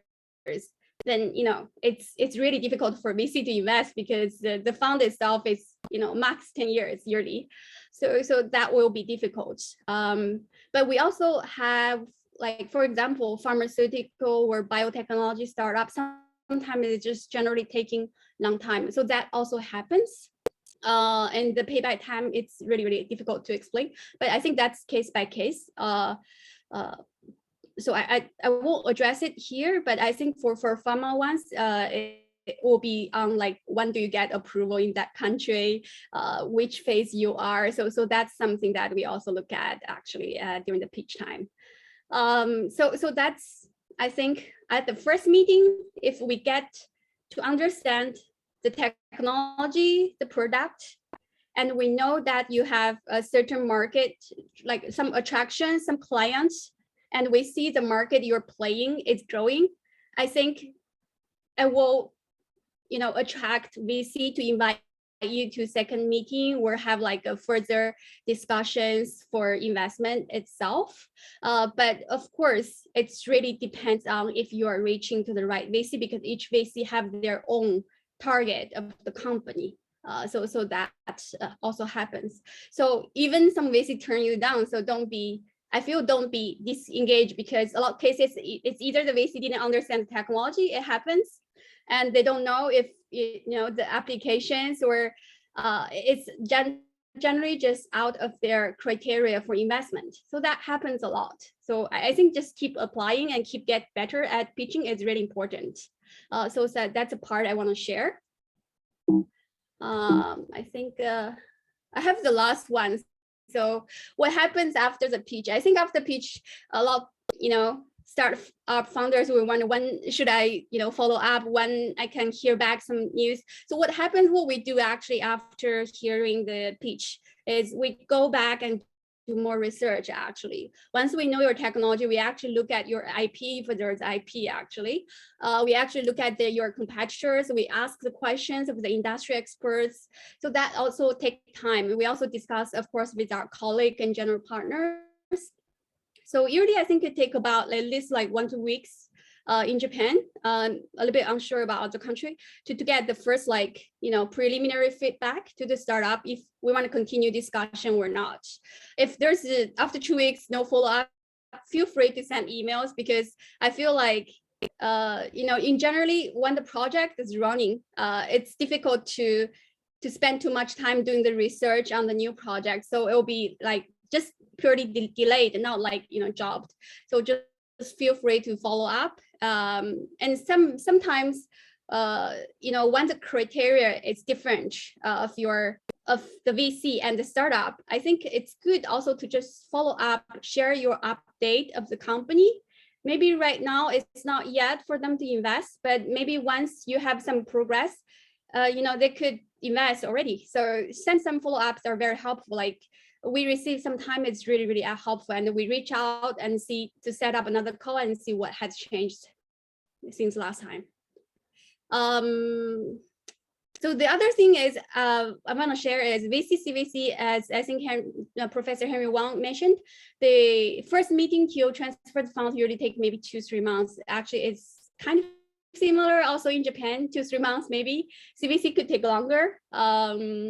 But VC could be, 1 month sometimes, it really depends. But really be aware of your, runway, because like if you're talking to CVC, they might take 3 months, 4 months, 5 months if they need board approval or something like that. So, be aware and notify the CVC that, our runway is going to finish in 6 months or 4 months or 5 months. We need decision by then. So I think it's important for startup to share that part of the information actually to VC. So the process sometimes can be, modified a little bit, I think. And don't stop until the contract is signed. I think it's quite important. Anything could happen the last minute. I think in Japan, we take a very safe approach in general, but don't stop pitching until the contract is signed. It's really important. I think that's pretty much all that I want to share today regarding the insights. Feel free to ask any questions. Thanks, Kikuko. Over to you, ladies. What would you love to know from Kikuko that's going to help you close that capital? Feel free to take the mic. And you can ask in Japanese if you feel more comfortable.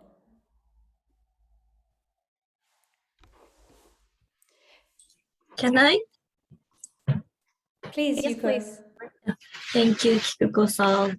Well, I have a question for you. Is now that I think that for myself, that for us, it's not the timing yet to ask the capital.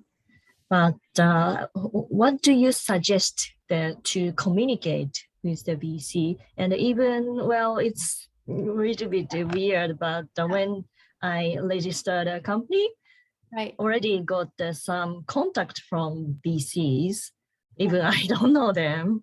Mm-hmm. So what do you suggest? I think if you depends on the VC's profile that you have in hand.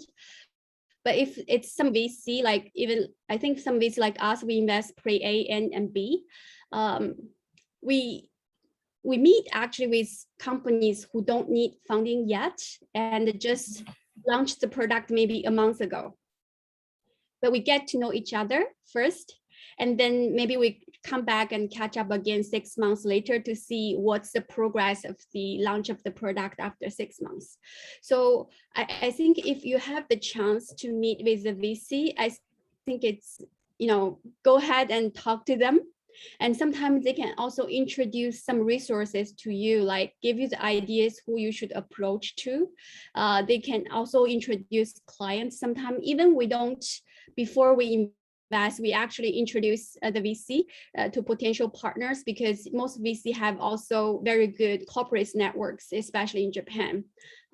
If you have like, especially for B2B services, I think there's a lot of beneficial point to discuss before the funding. So yeah, don't hesitate, actually, I think. Thank you so much. May I have follow-up question? Yes, sure, of course. Well, if actually that I'm speaking with one VC because he was a classmate from the business school, and they're talking already 6 months or more, but the VC is from the overseas. So, well, they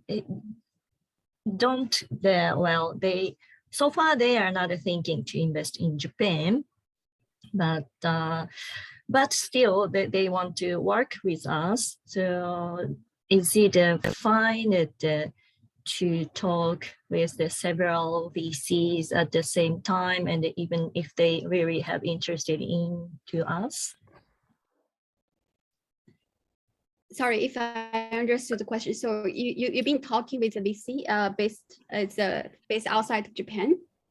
And yes, so far. And but at the same time, is it I'm not sure that what is the exactly the good attitude to VCs, to talking with the several VCs at the same time, and making the good connections, and is it good for you, or better to not to then spread the things with the several VCs, or so? Right.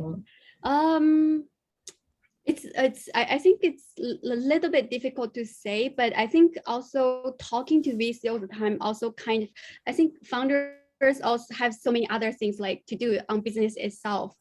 So focusing too much on VCs also sort of take out some of your resources or time. Actually, for us, we try to give the feedback early, because we don't want the startup to wait too much time.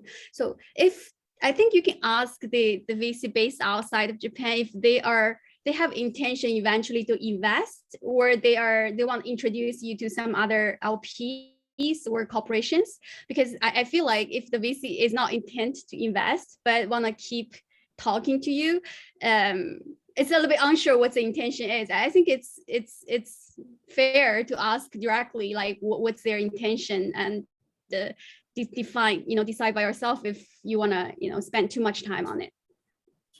Okay, got it. Thank you.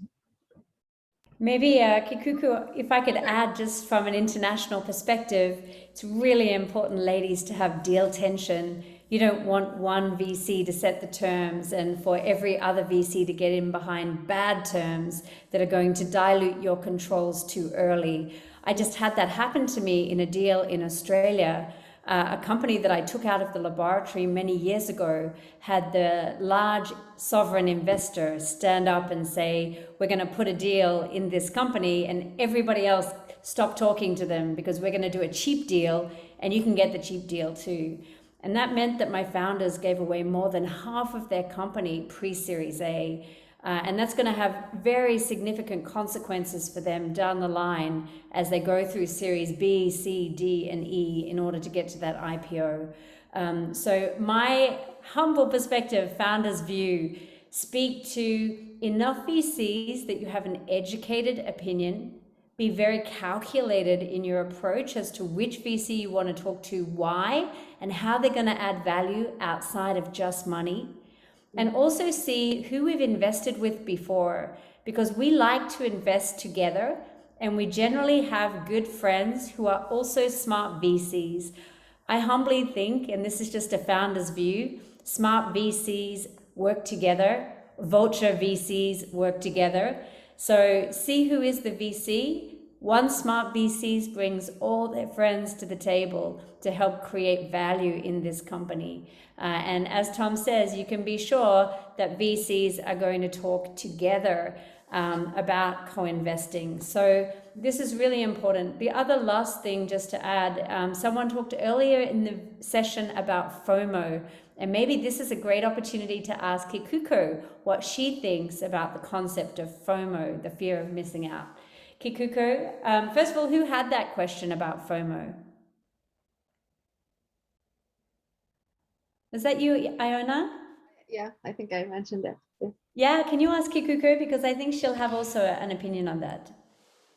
Yeah, so I've been pondering on this fear of missing out, and I did notice that a lot of CEOs who are very effective in raising capital actually do know how to play out the fear of missing out, right? They make it look like it's a hot deal, it's closing soon, and so on.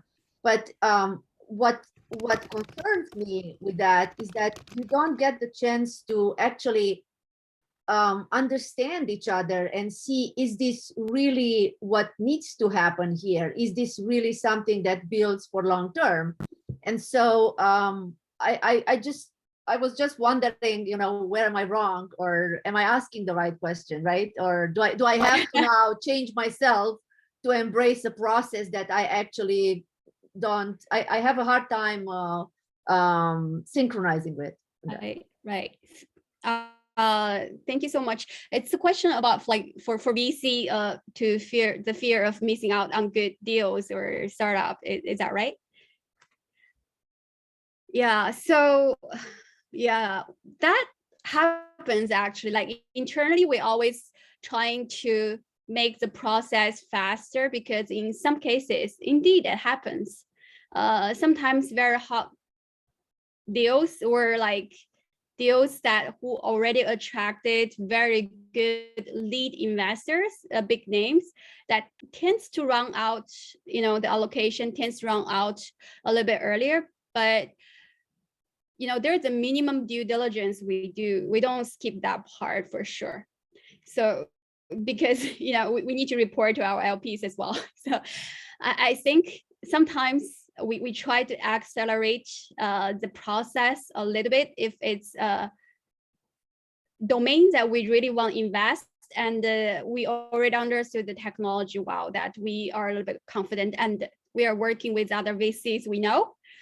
So that happens. But if it's a very hot deal, but we don't know that too well yet, for example, biotechnology or drug discovery, we don't know that too well, then we don't go for it. It's really, I guess, case by case, but it happens a little bit, I have to say. Yes. Of course. And Kikuko, there's a reason why we don't invest in things we don't know too well, right? It's not just going to ask an expert. What's the foundational reason behind why we don't invest in things that we don't know well? What's the repercussion if we do?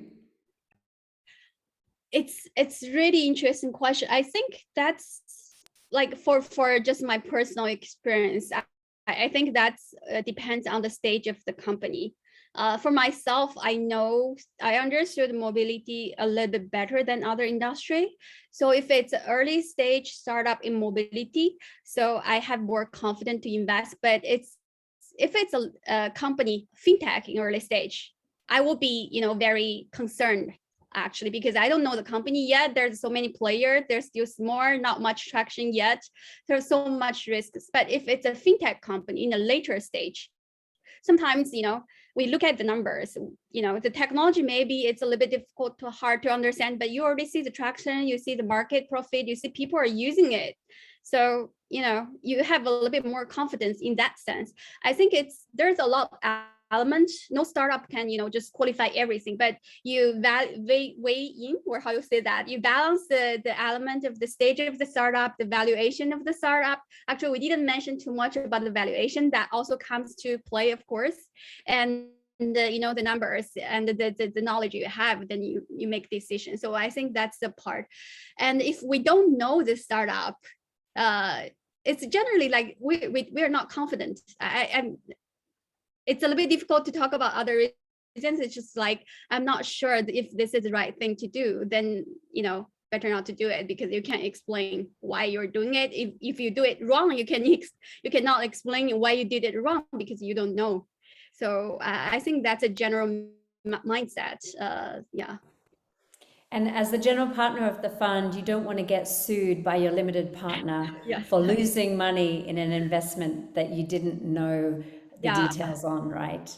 Exactly. Yes. Excellent. And Kikuko, if you could share 3 words of advice to someone pitching a VC for the first time outside of the content stuff, the human stuff, what would be the 3 things that you would say to the founder to focus on? Sorry, what do you mean by like human stuff? Not rather to focus on the team, et cetera, Right. but what is it about building this relationship?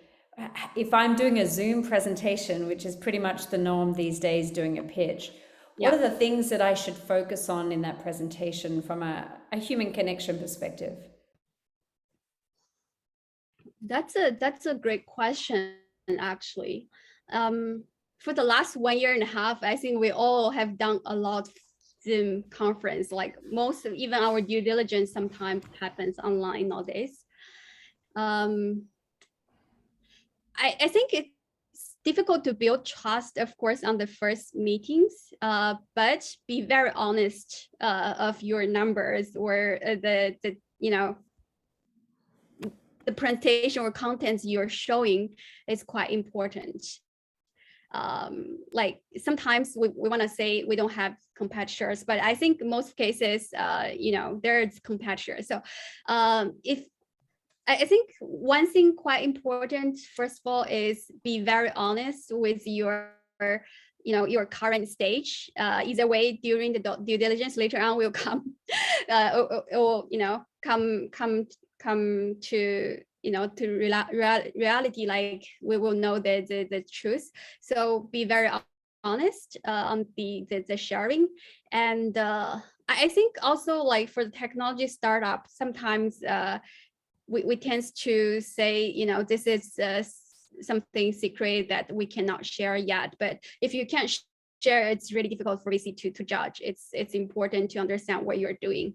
So find a way to share the technology itself, like make people to understand.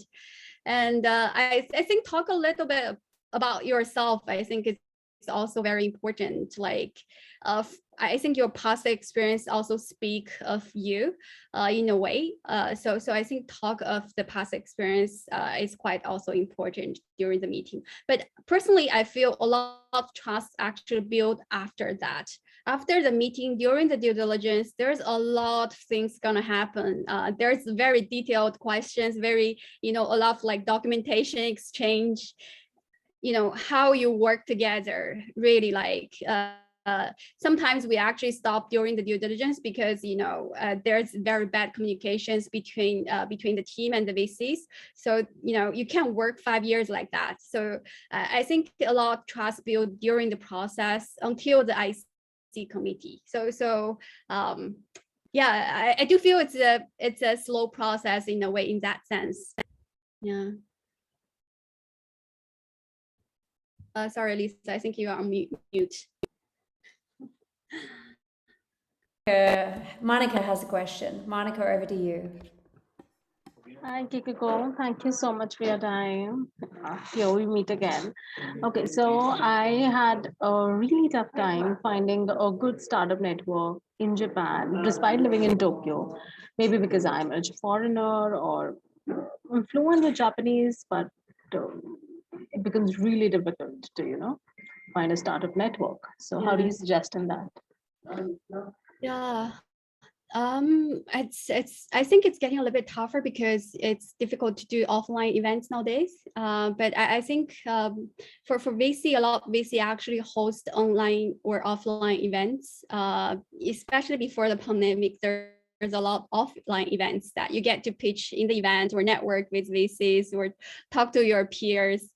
So I think events hosted by VC or like plug and play or, you know, like community like this, it's a chance actually to connect, because I feel like you can go to, you know, working we work, but it's still tough to connect with the other peers.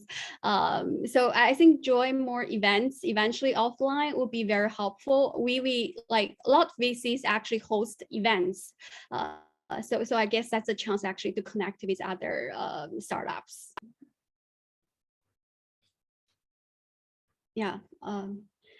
If anyone else have suggestion in Japan for that sense as well, how did you connect with other startups?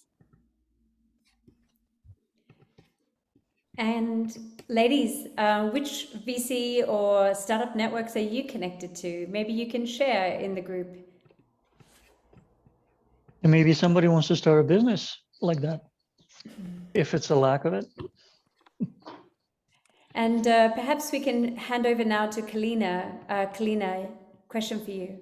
Hello, Yuko. Glad to see you again.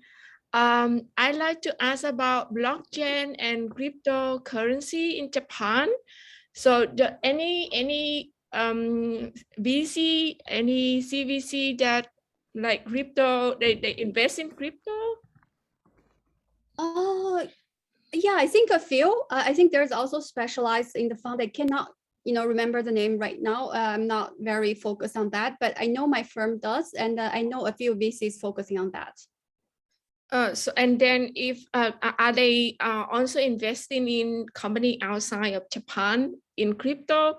Because as I know that my partner, he raised money with ADA, but ADA changed to fiat currency, Japanese yen, and the investor had to pay 55% income tax.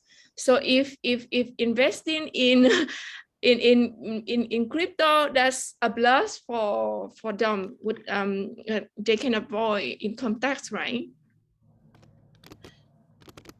That's a very technical question. I think it's a little bit difficult for me to address actually. and so do you know like those VC or CVC names that can invest in crypto? I really like to connect. Colina, we have a list of crypto investors we can share with you. I think we take Kikuko off the hook here. Okay. Give you a break. Kikuko, we really appreciate all the time that you've spent with us today. Really demystifying VC for female investors, especially in Japan, is so important. And one of the questions that VCs have is, where are all the women? But as you can see here today, they're all sitting here among us. What can we do to be seen more frequently beyond going to an event? Where do you find your founders? How can they be seen in an appropriate fashion in your networks? That's yeah. So let me think about that. I don't know if it's a direct reason or not that we see not many female founders. I think in general, the number of female founders in Japan are not so many, of course. And to be seen more, to connect with VC, I don't see, you know, other than the event, I don't see too many shortcut, but I do understand there's a VC, like my firm has quite a few female venture capital person in charge, and also there's more and more, you know, female VC as well. I don't know if gender plays anything here though. You know, if you feel difficult to reach out to like male founders in a way where you feel it might be difficult for them to understand your product sometime, I think reaching out to female VC is also helpful, because I think most of us has the passion or intention to have more and more founders, female founders, especially in tech. So many people would be more than happy to provide any help on either, just discuss ideas, redefine the pitch, or introduce you to another VCs. A lot times happens if we cannot invest you, but we think if you have a good idea or product or clients, we can also introduce you to other VCs. So I don't know many shortcuts, but I think maybe trying to reach out as many people as you can and trying to reach out to female VCs and ask help from them. It's helpful at the end of the day. Yeah. We do want to help, right? Yeah, definitely. I'm really, really happy to see actually female founders here. Awesome. We might wrap it up there, Kikuko. Thank you so much for your time today. Everybody, if you don't mind, just to turn on your videos, we're going to have a final photo with Kikuko. She is one of our fantastic judges on the night of SheLovesTech competition. And so you've got the secrets now as to how you can get her winning vote. And we encourage you to take her advice. And we'll share the recording after this session today. Candice, if you don't mind to turn on your video, and Soiko team, if you can turn on your video as well, that would be appreciated.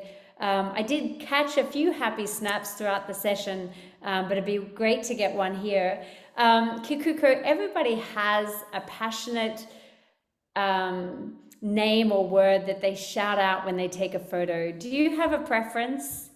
What do you say when you take a picture? Smile. Smile. Okay, there we go. So counting down, everybody. 3, 2, 1, smile. Smile. Fantastic. I'll take a couple more just quickly. Thank you, Candice, for joining. Please join us, Soiko team. It would be great to have you with us. Smile. There we go. Great. Thanks, Tom. Thanks, Peter. All right, everyone. Well, that sums up our sessions for today. We're going to have the SheLovesTech global team come to talk to you about the global competition and the logistics, which is so important. So I'll ask Grace to give Helena a shout out to join us now, if you don't mind. I'm going to just share with you the format for the competition. The competition, you're going to have 5 minutes to pitch. You're going to have a 3-minute Q&A.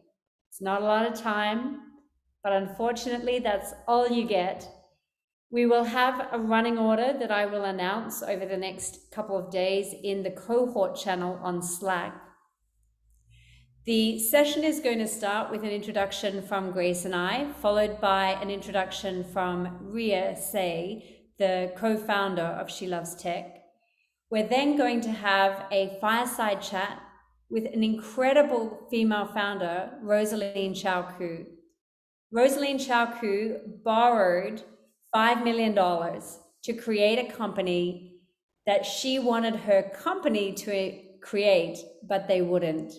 And today she's just exited her company and is on to phase 2 of her master plan. She's an incredible female founder, and she has a lot of great insights to share with you. This is a woman who was almost starved to death by her VCs, because many VCs don't count for the fact that every one of their founders is going to succeed. So they do leave some out for, as they say, out to dry, while they focus on the rest of the portfolio. And she can share some of the highs and lows of her experiences, what has served her well, and what she would recommend as humble advice that you can take on board as you go through your journey. So she's going to start with John. John's going to give her a quick 20-minute fireside chat, and then we're going to move on to the competition itself. The competition will flow one after the other. I can run a practice competition for the logistics. We'll keep it on Zoom to keep it really simple. But I'd like to ask if you would like to have a practice in a formal run sheet, or you're happy to just go live on the day. I always find that a practice gives you an opportunity to make all your mistakes, and then doing it the second time round is just easier. Would everyone like me to book a practice? Practice, please. All right, let's do that. And we can do a couple of goes if it makes you feel more comfortable. It'll just give you the confidence that you've been there and you've done this before. So I'm going to have to check the diary, but I'm going to try and do it a couple of days before, so you've still got time to hone your craft. If we could do one, what do you think on a Friday session? Would that work for you guys? If I could find a slot on Friday? Who's got a crazy day tomorrow? I'm offering to get out of bed at 6 a.m. and to host another hour-long session tomorrow at your 1 p.m. if that could work. I know that's a different time slot for you, Iona. Who would like me to host that session tomorrow at 1 p.m.? That's okay for you, Monica? Put your hand up in the chat if that works for you. That's the same time that we started today. I'm just trying to make it easier for us all to know. Put your hand up. Everyone's checking diaries. All right. Just wait for Kyoko and Mai to check their diary. You're awesome.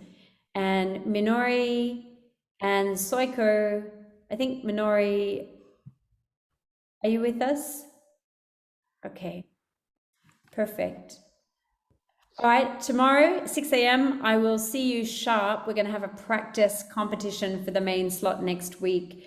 And here comes Helena to give you the secrets for a successful pitch competition. Over to you, Helena. Thank you, Lisa. Hi, everyone. Thanks to, yeah, great one. So I believe that we all have all the tips and tricks that we need to, like create a perfect pitch and also to perfect your slides. So just a small kind of like brief of what we're going to be looking at next week for the competition. The format of the competition is a 5-minute pitch and 3 minutes Q&A. So it's a strict 5-minute pitch. So please, this week, when you can, just practice your pitch with a timer. Make sure that you got it covered in 5 minutes, because during the competition, when the 5 minutes is up, we will ring the bell and Lisa will have to cut you straight there. And then we proceed to the 3 minutes Q&A where the judges come in and then they ask you questions regarding with your startups. Yeah. So usually what we do go together with the rounds is that we will open the session, okay, and then when you guys go on with the pitch itself, the accordance of the pitch will then be announced, I guess, just within these few days. It very much depends on how are we gonna, like either it's go with alphabetical order or maybe we have other arrangements. So the order of the pitch will be announced to every one of you through email. But one thing that we might need your help with is that once you perfect your pitch, please send us your new latest pitch deck so that we can act as a backup. So for example, if you didn't manage to share your screen or run into an emergency time during that time where your internet might not be stable and stuff, we will have you to share your slides. But if everything goes well, you will be opening your pitch, you'll be opening your share screen, and then you'll be pitching when it's your turn. Okay, and all the informations regarding with how the process where you will be going on, for example, it's like when did you go to the bootcamp, the global bootcamp, when did you go to the global finals and semifinals, and all the investors demo will be shared to you guys during next week local rounds. Yeah, but by far, just prepare a pitch. Make sure to pitch your pitch in 5 minutes. Practice your pitch, time yourself, and then once you perfect that pitch, just send us a copy of your pitch deck. Okay. Awesome. Yeah. Thanks, Helena. Thank you, Now, Lisa. ladies, I know you think you got out of bed for only $50,000, but it's not true. And I'll tell you why it's not true. It's because you've got R3I Ventures on the call. You have our friends from Striders Corporation on the call. You have our friends from Plug and Play on the call. You have Jin Tanaka, who's just joining SoftBank on the call. You've got Global Brain on the call, and you've got MSV on the call. So you have some incredible VCs from across Japan and international who could fund you well and above millions of dollars. Of course, the competition is only about 50,000, but it's the beginning of a conversation. I want to highlight that to you. Your call today with Global Brain is the beginning of a conversation. It's the beginning of a relationship. So please don't just see this as a $50,000 win. The network that you get through SheLovesTech, the perks that you get is reducing your burn rate. There's so much more value here. And most importantly, you've got the value of one another. So I hope that you've enjoyed the last couple of days. We've been delighted to have you with us. And we really look forward to having you in our pitch sessions for coaching over the next couple of days. Now, Tom and Peter have stayed back because everyone has a preferred method of contact in order to put these slots together. Tom has put his hand up to coach 4 teams. Peter is coaching 2 and I am coaching 2. And let me share with you who is being coached by who if you have not yet seen your work pilot. So bear with me 1 second and I'm just going to go back to the main screen and I'll tell you who you've been matched with. So Kalina, you are matched with Tom. Iona for G-Space, you are matched with Peter. Tom, you're matched with Hapio. Peter, you're matched with I Love You. I am matched with Maiko. I am matched with My Auctions. I am matched with Soiko. And Peter, you're matched with Spotome. Tom, you're matched with Sustain a Seed. And Tom, you're matched with Welltree.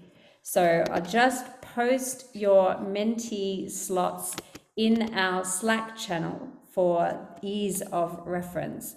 And I'd also just like to highlight that we all have preferences to deal with our calendar. So for Peter and I, we would love for you to connect in with our Calendly because you'll be able to see clearly the slots that are available. And then Tom, I'll hand over to you to share how you'd prefer to be contacted. I haven't been able to get Calendly to work. We'll fix that. The easiest thing, yeah, and the very easiest thing is actually using WhatsApp if you have it, or even a text, which I'll give you my phone, to just say, let's figure this out. And I'm used to doing meetings that are, you know, my midnight or 1 in the morning or whatever. I'd rather meet at 11 p.m. than 1 a.m. But anyway, we'll make this work. And I would just ask Lisa, is it common for Japanese founders to use WhatsApp? I think no, but we have Slack, okay. Tom, so they can just drop you a message directly in WhatsApp. Of course. In Slack, sorry. Slack. Forget WhatsApp, let's use Slack. Yeah, Slack is easy. If you know how to use it, it's easy. Yeah, so just drop a direct message to Tom and you guys can line up your diaries. You should be fine. And Tom, maybe if you just want to open up a couple of slots and just let them know the 4 slots that you have available, that might be the easiest one. And then everybody can see the slots that are being made available and they can choose one. Okay, and I'll do that on Slack. On Slack, yeah. Done. Okay, we'll do. Awesome. All right, well, thank you, everybody. We are so happy to have you with us at SheLovesTech Japan competition. And we look forward to seeing you tomorrow morning. My 6 a.m., your 1 p.m. For those of you in Japan, we look forward to seeing you soon. Thank you very much, everybody. Thank you so much. Thank you. Bye, guys. Bye.